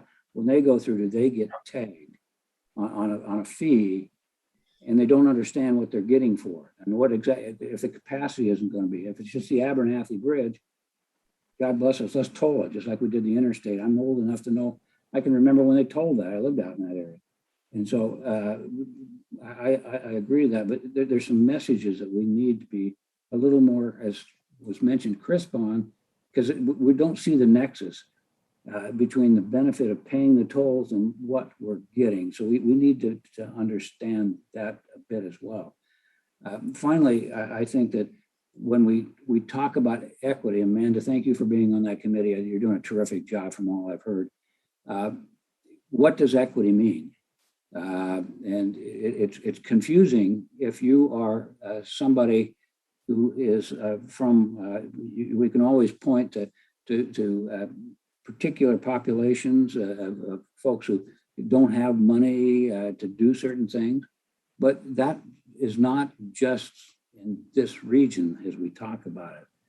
If you don't have the money and you're disadvantaged and you come from Hood River and you're trying to get through, you don't have a plan for that. You've expanded to Clark County. I grant it, you did that Southwest Washington, I think, in your report, which was good. But what do you say to the poor person from Salem who has to come through there? There's no mechanism. And the only reason we even have to talk about this is because we don't have dedicated lanes. If we had dedicated lanes, and Chris explained, I was on that committee when we did it, we don't have enough lanes. I get it, but we could build another one. But people have problems about that. So when you start talking universally, more than just a small region of the state, but you talk about the state, or you talk about federal, it gets really murky about, well, are we making certain kinds of compensation for people in certain areas, or are we not really caring about Salem and Eugene and Medford, Grants Pass and Hermiston and everybody else who says I have to come through from time to time? Now these wouldn't be on a daily basis, I get it, but they're coming through. If you talk to the farmers up and the growers up in the Hood River Valley, they're trying to avoid this anymore. They don't even want to come through Portland anymore. They want to go over the Bridge of the Gods or somewhere else if they can get over and go to Seattle. If you talk to some people, and this is more Jerry's area, in Washington County, they say, let's throw a third bridge across, forget the I-5 corridor, and come down with a whole new third bridge because most of the commerce is going to Seattle anyway. And so there's a lot of conversations, but I'll stop with my rambling and simply say that I think if we're going to convince people this is good, we've got to have a very crisp message. I agree with that. We need to say that there's two efforts and they do very, very different things. I don't know how we're going to resolve them.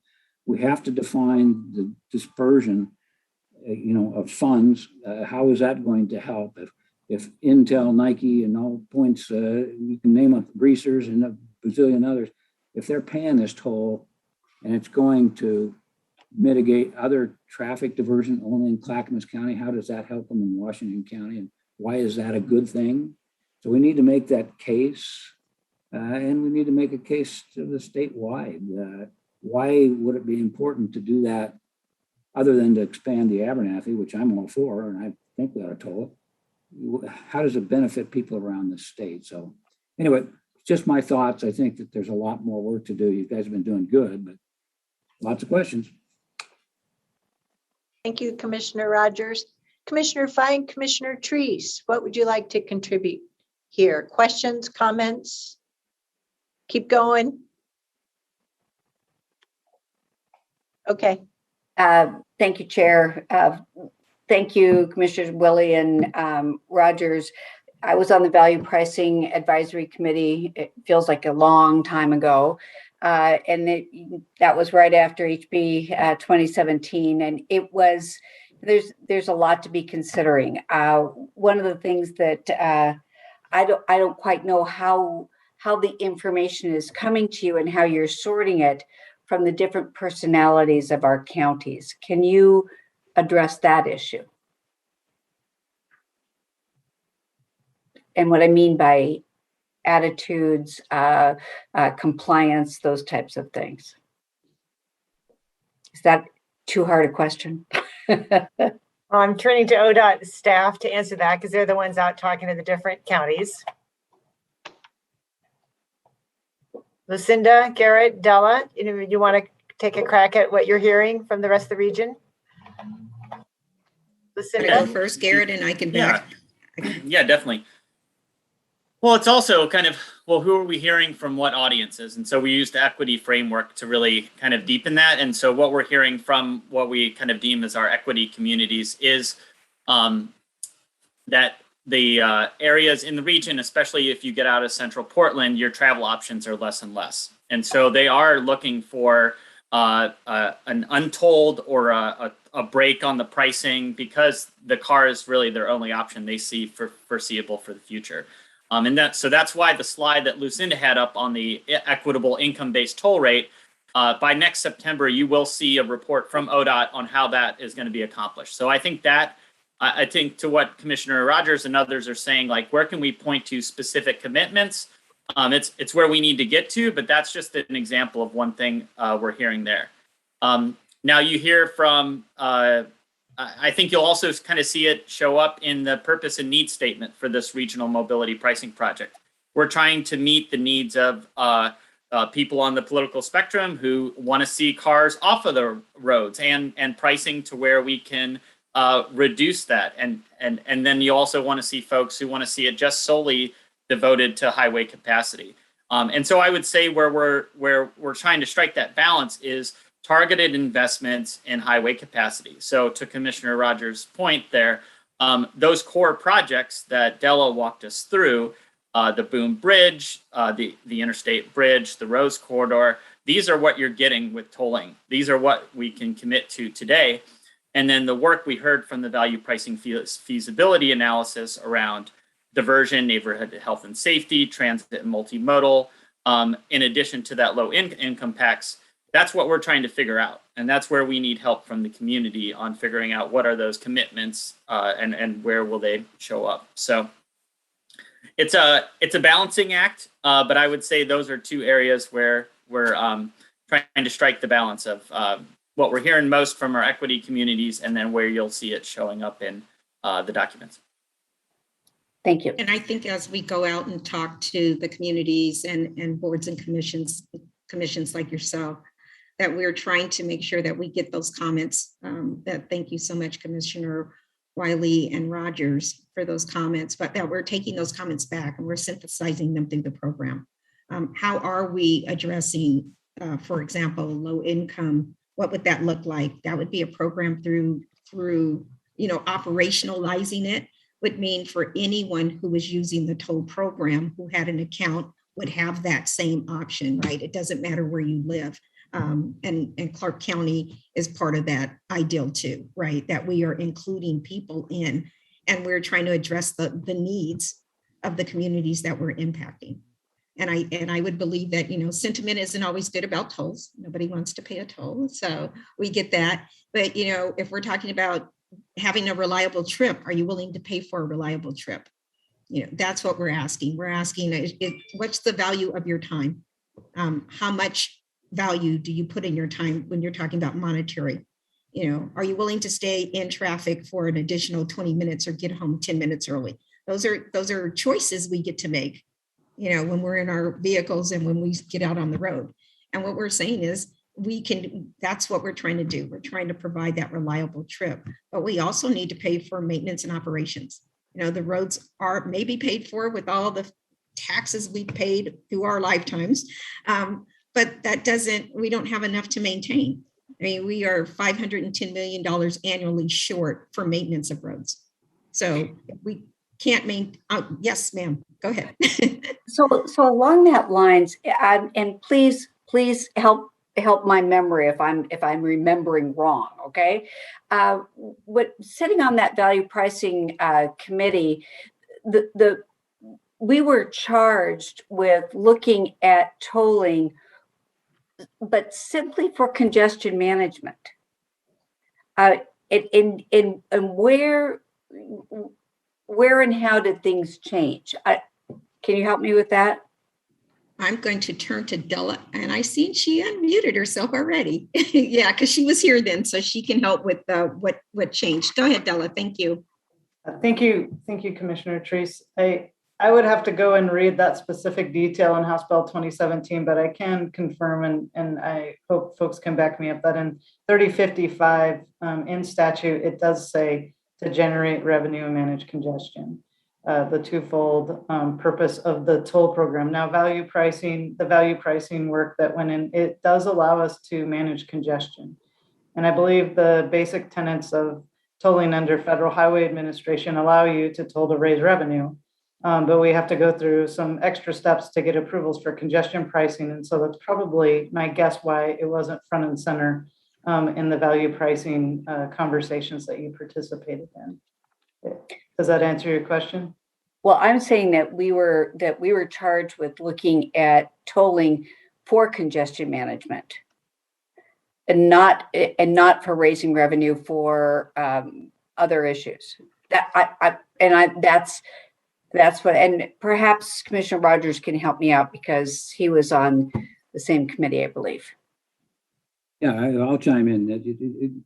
Pam is exactly right. The idea was, how do we facilitate the huge backlog Lucinda's mentioned, others have mentioned as well, in needs that the state has, and how do we raise funds? And as you recall, Pam, you and I, we heard our Clark County friends as well, because we're an MPO up here. Right.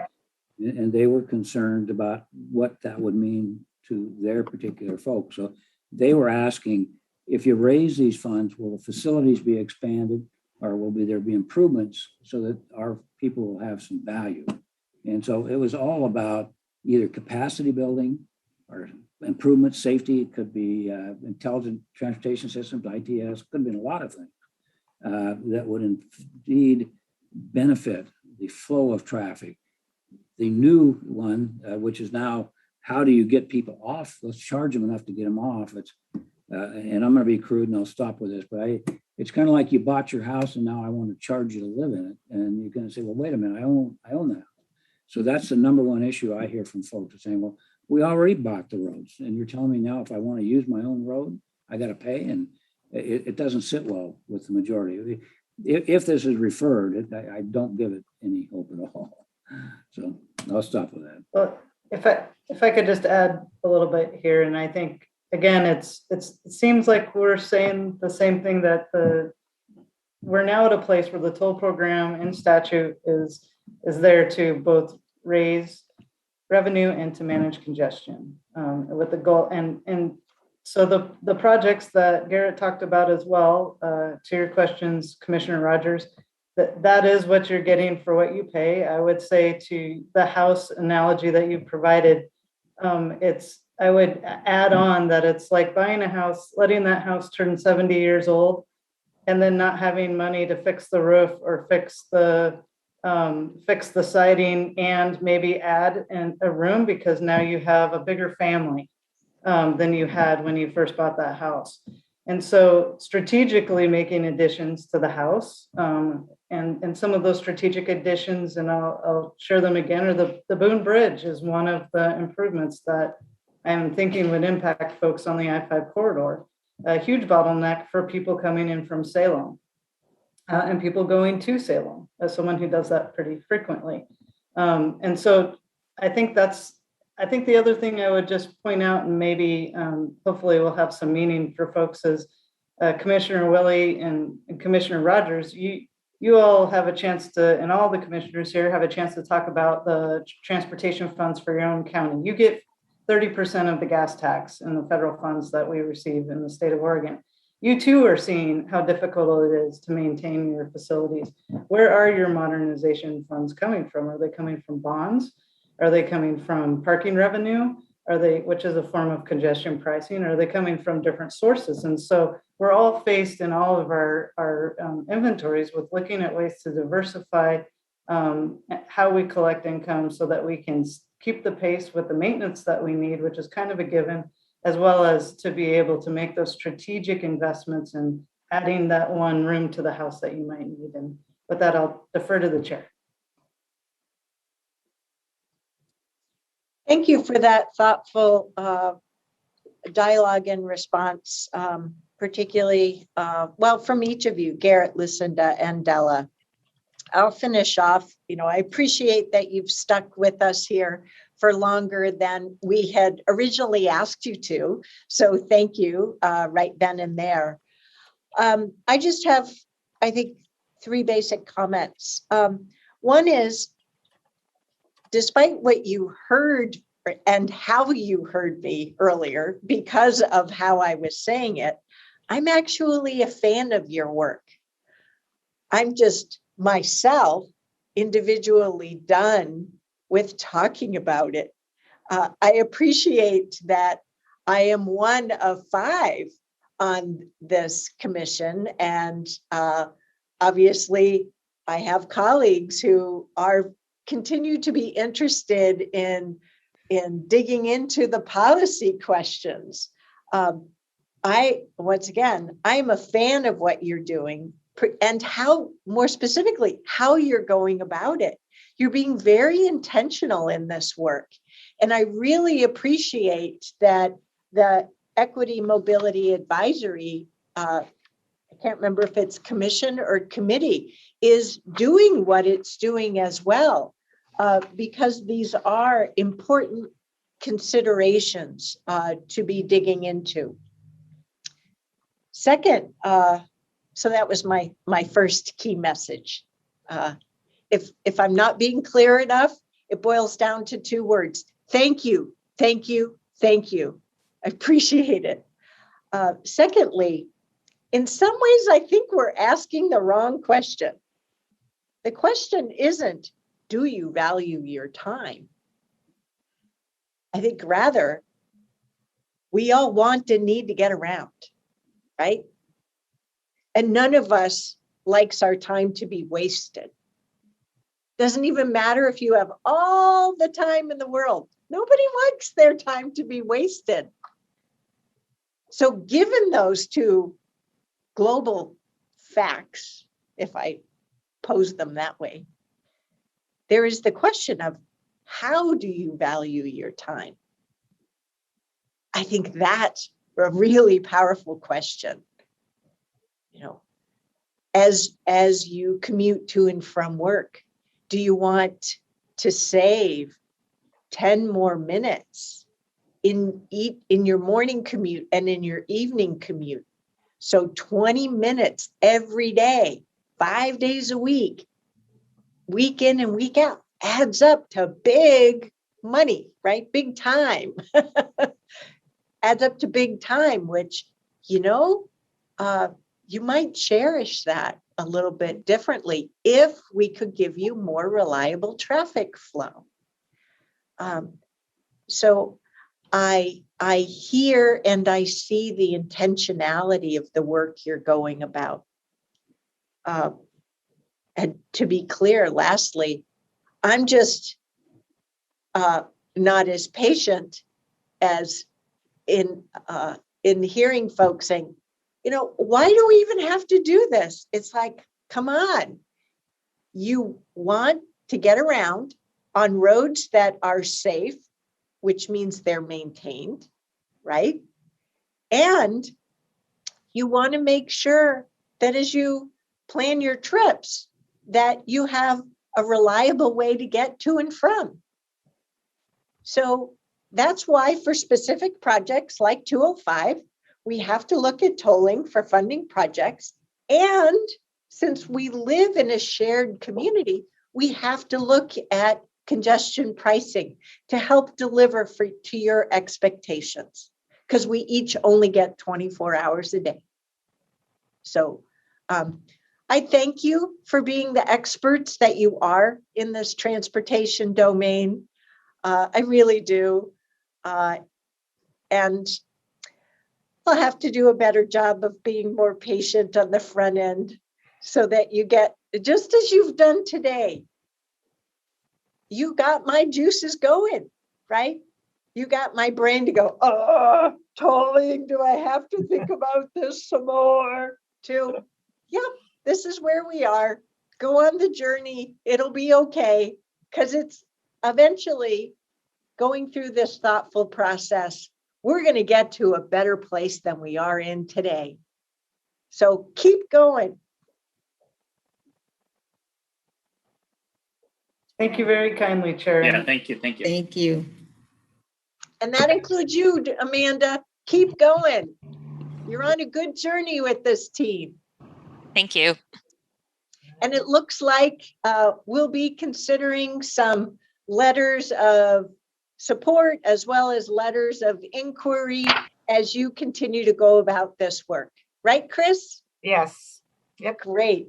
Because I want to make sure that that I understand how this toll revenue allocation process for projects will work, and that we know how and where to participate in that decision making. I know you're going to make space for it because that's how you do things. I would just flunk that test today. Sorry. But I know you'll make me smarter. Well, I want to thank you too for all your time. This took a little longer, but it was a good discussion from everyone. Yep. Thank you.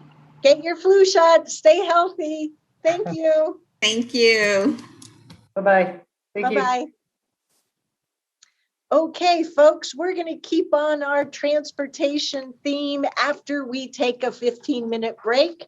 We're going to dive into the Major Streets Transportation Investment Program for the next 5 years, starting in 2023. So I hope you'll all join us back here in 15 minutes at 20 minutes to 4. Is that, or, oh, no, 20 minutes to 5. I'm off by an hour. Thanks. Okay. See you in 15.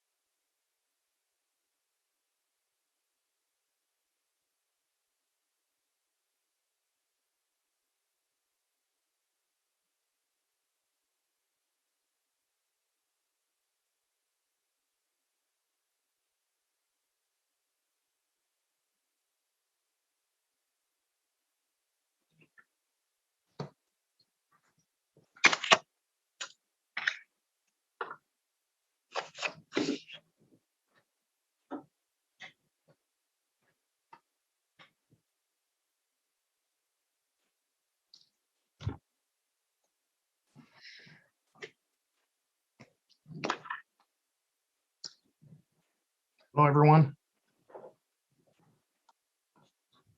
Hi, Janelle. How are you doing, Commissioner? Great to see you. Great to see everyone. You as well. Well, plus we have some new faces since I think you were with us last in pre-COVID. That's right. Chair Harrington, it's been a while, hasn't it? Yeah. we're all on video screen now. Yeah, we have Tanya, Angie, Tom Carr, Nafisa Fai are all new faces on our scene, Jonelle, since we met last. Absolutely. And Tanya and I have had a chance to work together, as well as Commissioner Fai as well. So great to see everyone. That's great. Well, we're coming up on 4:40. Time for us to reconvene.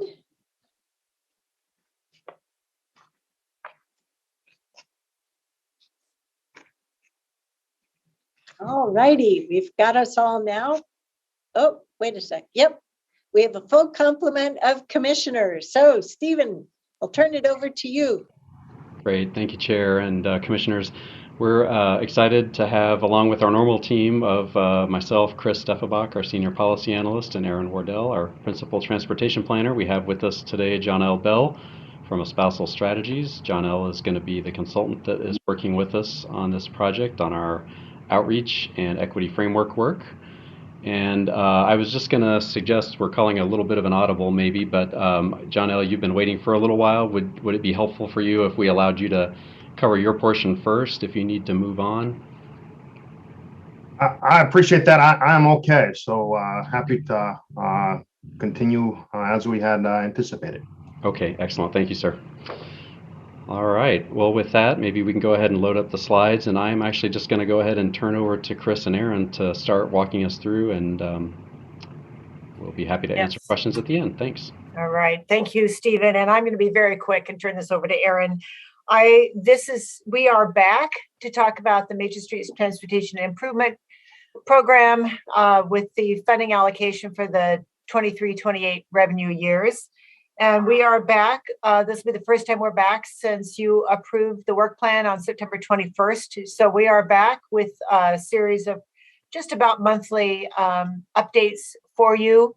With this first one, following through with the initial steps that we outlined in the work plan, which include sharing with you what we've heard so far. We're not quite done, but we're so far with all our city council briefings. And again, extend an appreciation for those of you that joined us, and I'm sure you appreciated it as much as we have.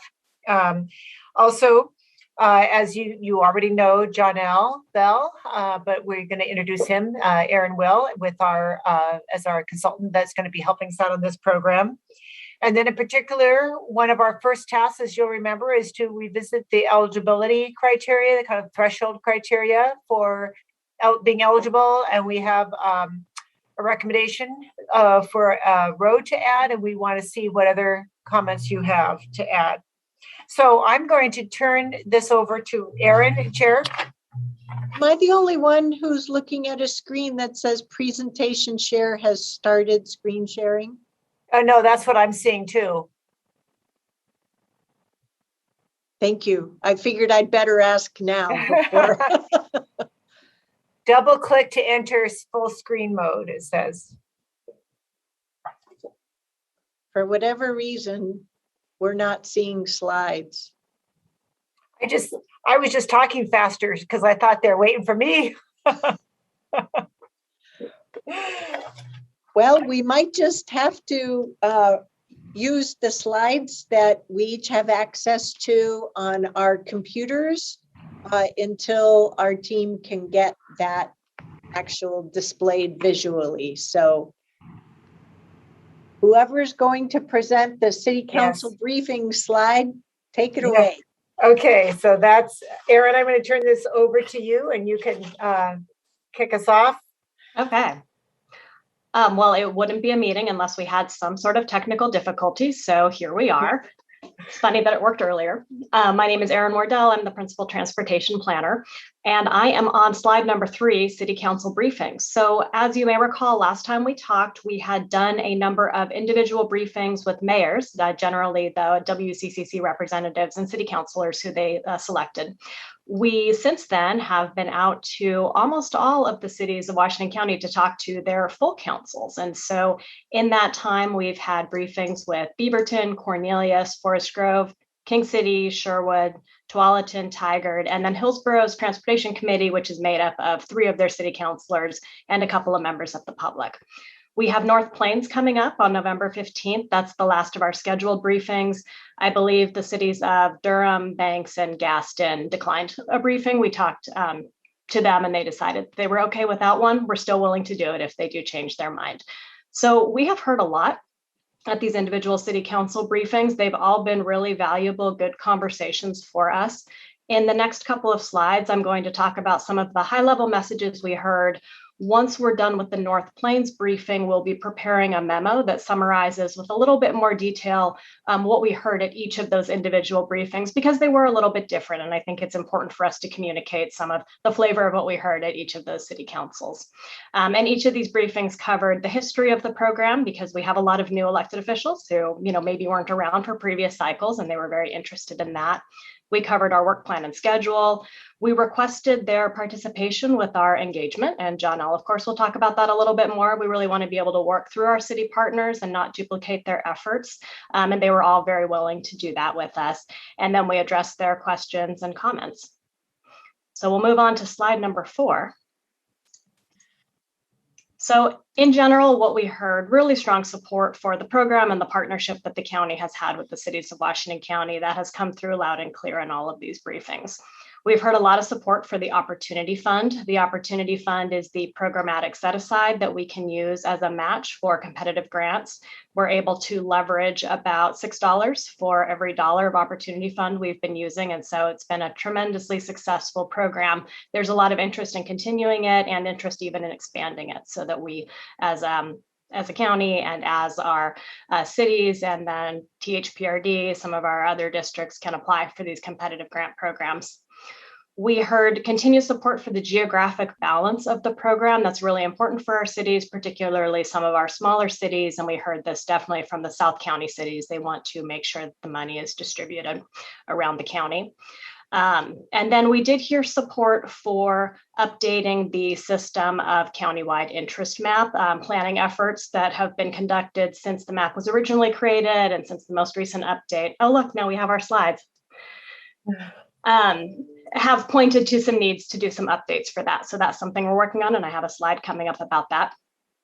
Some of the needs that we talked about that came through in these briefings was really need for a lot of infill of missing sidewalks, as well as bike lanes, interest in safety improvements, things like safer crossings of streets as well. And so that came through in several of the briefings. So that's really something that's an identified need out there for many of our jurisdictions.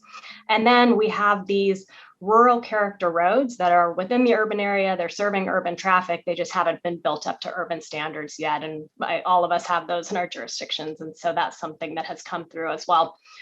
We heard clear requests for more information around equity, around how we're going to measure environmental impacts and how we're talking about environmental impacts, because that conversation has certainly progressed since the last time we did a MSTIP allocation, and then more information about the evaluation metrics. And we don't have the answers for those questions yet, but we're committed to checking in regularly and bringing back the information when we have it.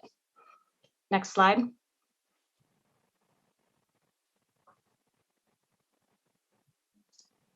Looks like it's not quite advancing. Oh, there we go. Okay, great. So I want to talk a little bit about the eligibility criteria. So projects that are eligible for MSTIP funds. In the past, we have used these 4 general program eligibility criteria. The projects have to meet multimodal needs. They have to be located on that map of the roadways of countywide significance. They have to rank as a high local priority, meaning they're adopted into a plan by the jurisdiction. And then that overall, when we allocate the projects, that they are geographically and financially balanced around the county. In these conversations, we have not heard an interest in changing these eligibility criteria. We haven't heard that in previous conversations with your board or at any of these individual briefings or WCCC. We have heard interest in making sure that the projects can do things like fill sidewalk gaps and build bike lanes, which certainly they can, but we really haven't heard interest in changing these eligibility criteria.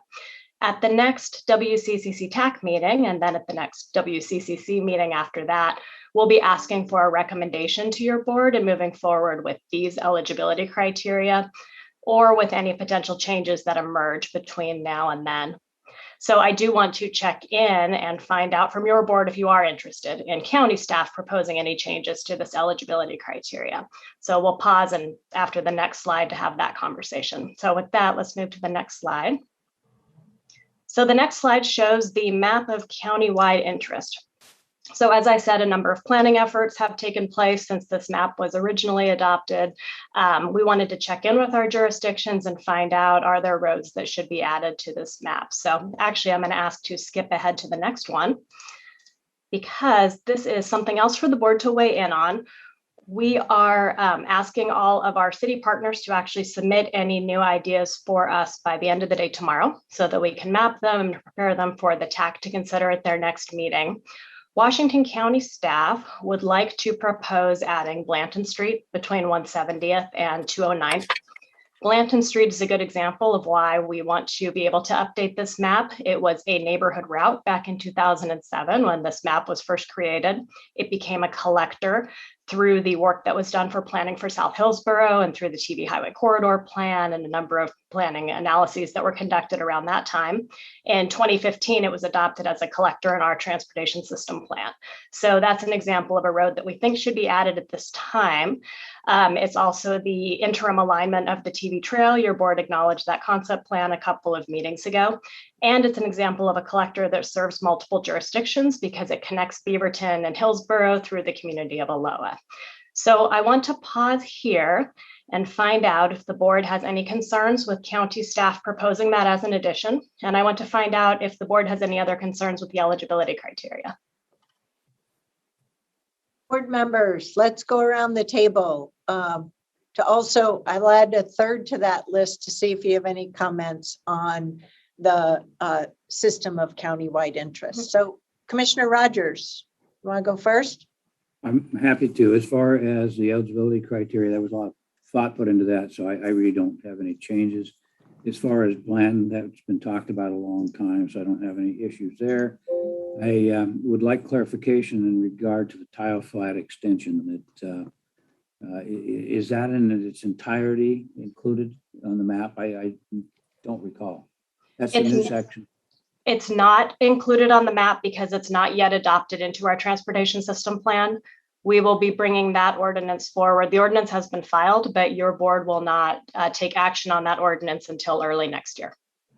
Okay, can I ask just a follow-up question? And I understood that there was a process, but since we're kind of adopting a map that's always been evergreen, I understand that it's evergreen. Are you assuming that this map then would come back sometime next year to include that particular project?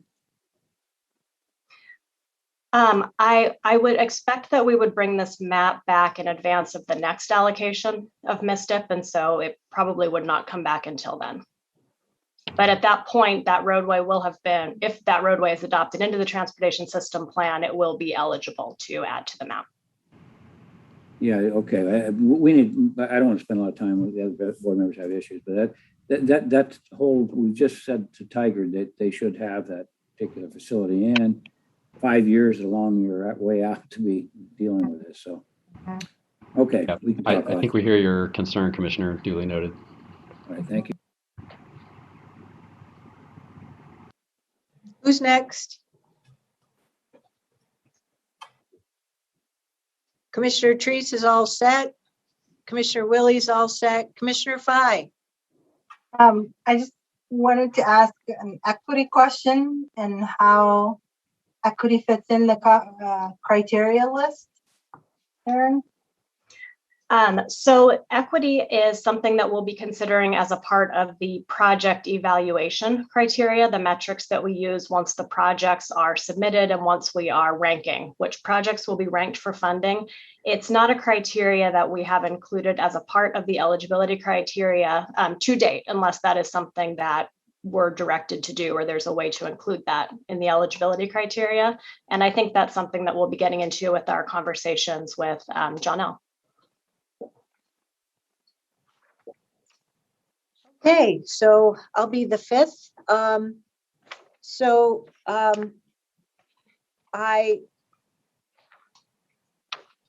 me start with the eligibility criteria. So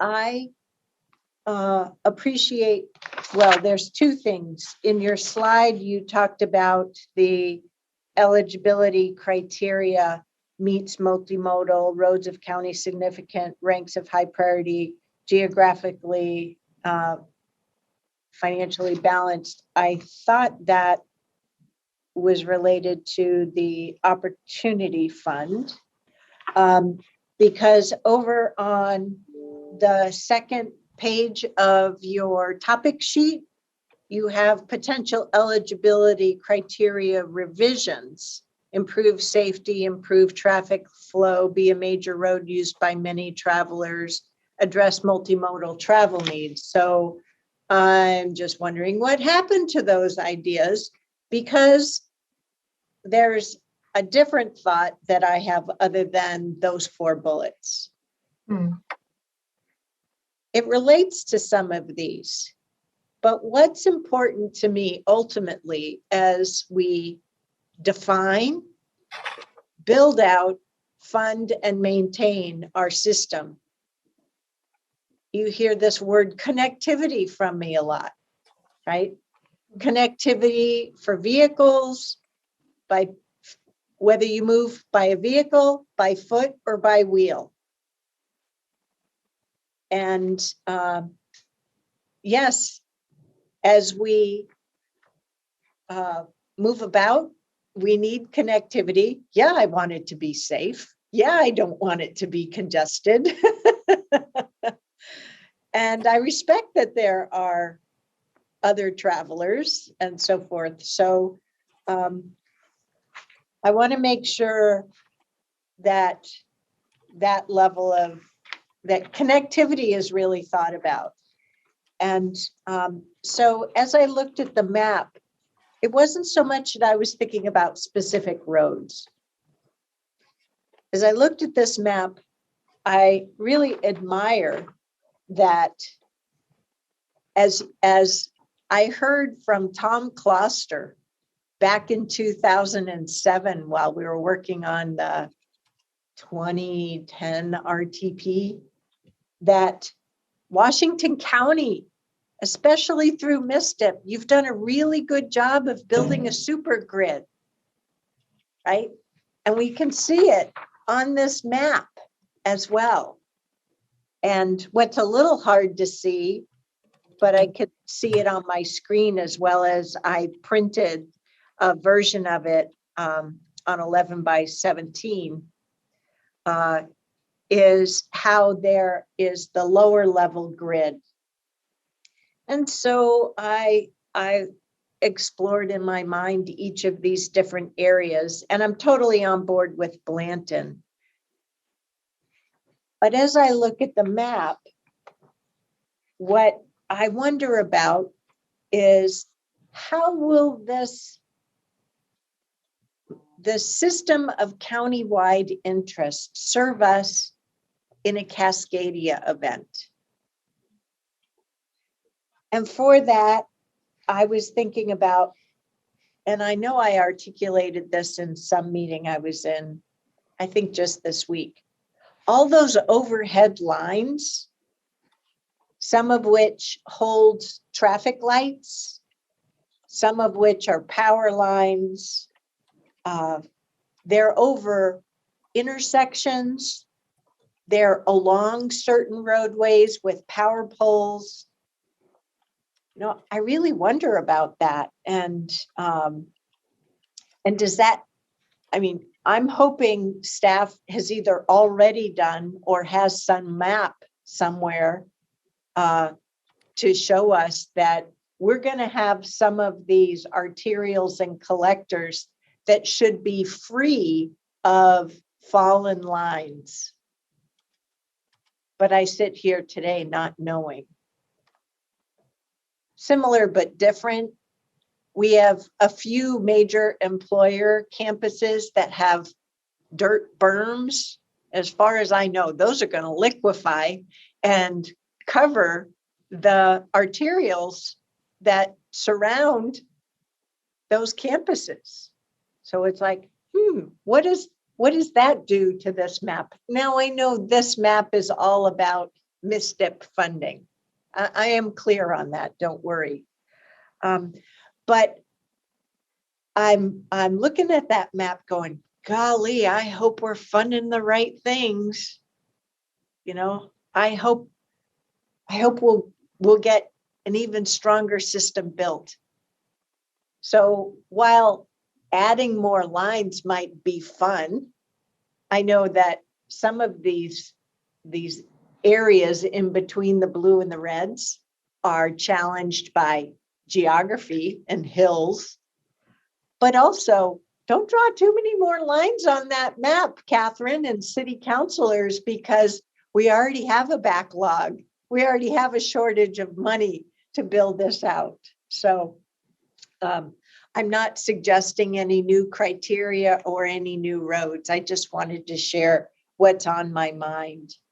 And then I thought I would share it now so that later on down in the engagement, we could think about the answer to the question of how do we take climate change into account as we build and fund all this, whether it's from flooding. And I know you've done a really good job as you've built the system to move to bigger culverts, as well as some of those, what do you call those stormwater facilities that are underground, those vaults, so that they release the water over time. But, you know, when we think about wildfires, we tend to think, oh, those forested areas kind of far away from our communities. But if the wildfires if the windstorm of Labor Day of 2020 taught me anything, it's that in the years ahead, we could have more of that kind of weather. And I know I wasn't alone as somebody living in urban areas that weekend going, oh, I hope people aren't using backyard fire pits and they're obeying all the warnings and not going to spark fires to burn down all our neighborhoods. So anyway, those are just comments that don't change a gosh darn thing on the map. Well, we appreciate all of those comments, and I was trying to jot them down so we didn't miss any. Fortunately, it's on YouTube, so we can go back and check that. I do want to say, I think there is a lot of interest in this map being used for more than just the Major Street Transportation Improvement Program. We hear this a lot when we're talking at regional meetings about, well, if we only have this much money to spend, where should we really be spending it? And I think this map is valuable for that, because this is something that the jurisdictions of Washington County have agreed these are our major priorities. We are working regionally on phase 2 of the regional emergency transportation route work, and I think something like this could be informative for that. So I do think there's a bit of a life for this map beyond just what we're doing today. Thank you. Okay, with that, I'd like to move on and talk about engagement. So we have an introductory slide here for engagement that talks a little bit about what we'll be doing. Can we go on to slide number 8? There we go. So and if I could speak before you switch to the community engagement, I really want to come back to thank staff so much for following through. I know I was a champion for making sure that we went out to the city councils for the very reasons that you echoed back to us, Aaron. You know, I really thank you for following through on that. I know it took time. I know my schedule was challenged to make. Many of those, I only made it to 2 or 3 max. So I hope to be more present in future cycles. So that's where I need to catch up with the whole milestone map and so forth. So thank you again for that intentionality. Oh, absolutely. We really enjoyed it. And I'd also say that I think many of us are willing to raise our hands and participate. I went to the Beaverton City Council meeting, and I think that it doesn't have to be just the chair. So. Oh, no. Yeah. It was all members were invited. It's just sometimes we're learning how to use the community engagement, the interagency calendar. And I know my calendar's just been nuts in 2021, just crazy. So I'm hoping 2022 will be a little easier. Thank you. I think they were so successful that we will probably be asked to come back and do another round of those city council briefings at a later point in the process. And we were happy to have commissioners join us for those. And it would be great if you could do that again. I think that went really well to have commissioners represented at those meetings as well. So with that, let's talk a little bit about our community engagement update. So we are working with John L. Bell. That's why he's here today with Espousal Strategies. And John L. has assembled a team with some outstanding sub-consultants who bring special expertise to this project as well. He'll be working with Central Cultural, Kirsten Pennington, Amber Ontiveros, and Point North Consulting. We are working on developing our equity framework and our outreach plan. We are going to be working on launching our first phase of the outreach, which is around sort of the values and the outcomes of the program.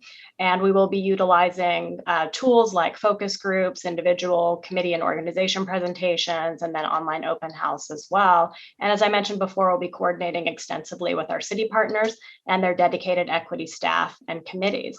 And with that, I would like to turn it over to John L., who will be covering the next couple of slides. Great. Thank you, Erin, Chair Harrington, members of the board. Great to be with everyone again. We're so excited to work with all of you on this effort. We think it's a significant opportunity of really leveraging the significant investments that this board has made relative to investing in your equity efforts, as well as for us to think through how do we really integrate equity into transportation planning, which is really exciting. So our work will include an in-depth demographic analysis with implications for engagement strategies. How do we really understand and unpack the demographics that are frankly occurring all throughout our region, in particular Washington County, relative to so many of our equity priority communities. Unpack that to learn more in terms of where our communities are residing relative to our transportation infrastructure is going to be key. Exploration of Washington County's historical context and how that shaped and continues to shape our growing communities. Review of methods, tools, and tactics that result in inclusive, equitable, and engagement processes. This is going to be especially true given just the climate that we're in relative to the pandemic. How we outreach to priority communities is going to have to be mindful of both a digital as well as a hybrid environment. So we look forward to working closely with community-based organizations and the county to implement those strategies. As well as a review of feedback from prior engagement and background materials. There's a lot we can learn, both in terms of promising as well as proven practices. We'll also be relying significantly on Latricia Tillman and the Office of Equity and Inclusion to ensure that our work is in alignment with that. Next slide, please.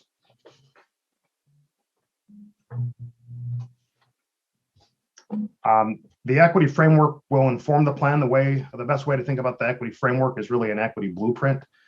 As we think about that map that we saw a few moments ago, one way to think about sort of how we unpack equity is think about some of the demographic overlays we might actually include over that transportation network, and how that could potentially lead to the decisions in terms of investments that will prioritize engagement with communities that are often left out of the public decision-making process. We know why that is. We have good successes in terms of practices to really reach folks who aren't necessarily going to show up to a government meeting. And so, part of our strategy is to meet people where they are. Our outreach will include equity focus groups, stakeholder briefings, community-based organization partnerships, community surveys, as well as working in tandem closely with our city staff partners. We know that many of the cities have advanced their own equity work, and we want to make sure that we are leveraging that work as well as their own engagement activities, such that we're not reinventing the wheel. So with that, Aaron, I'll turn it back over to you. Thank you for that. This next slide is something interesting, I thought, for the board, just to know some of the technical tools we're working on behind the scenes. And as John L. said, we'll have a lot more data to add to this as we go through with the equity framework. But this is an online mapping tool we've been developing. We have the ability to overlay a number of different things within this map. It's very flexible, and we can share the link with our city partners, and so they can all be looking at it. We're intending to be able to use this tool when we are evaluating the projects that have been submitted so that we can get an idea of what the conditions are around those individual projects. So right now, what you're seeing on the screen is a screenshot of the map when it's displaying the known sidewalk gaps. That's the orange lines as missing sidewalks. The heart symbols are health clinics.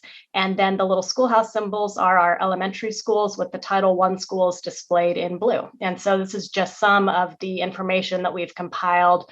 We also have other layers already added to this map, and we're adding more as we hear feedback from our partners about things they'd like to see on there. So something fun to share about some of our technical work. So next steps. We'll be going to the WCCC on November 15th and requesting their recommendation to you on the eligibility criteria, including any updates to the system of countywide interest map. We will also be reviewing our equity framework and outreach plan with them at that time. Then we'll be back to you at your December 7th work session to request your confirmation of that eligibility criteria and the map. And John L. will be back again. We'll be talking about the actual equity framework and the outreach plan, because we'll have had time to put those together, and then seeking your direction to proceed with our outreach going forward with the project. And I think that is it for our slides. Here's our contact information. So commissioners, questions and comments? Go ahead, Commissioner Willie. Great presentation, Aaron, and John L. It's always good to see you. It has been a while.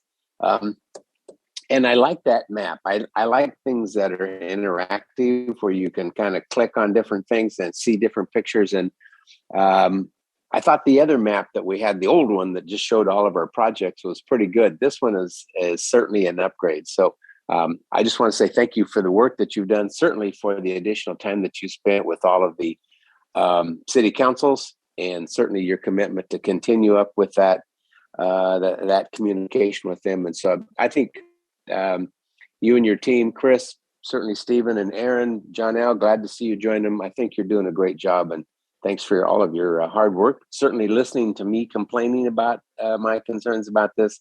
I appreciate that. You've certainly met my expectations.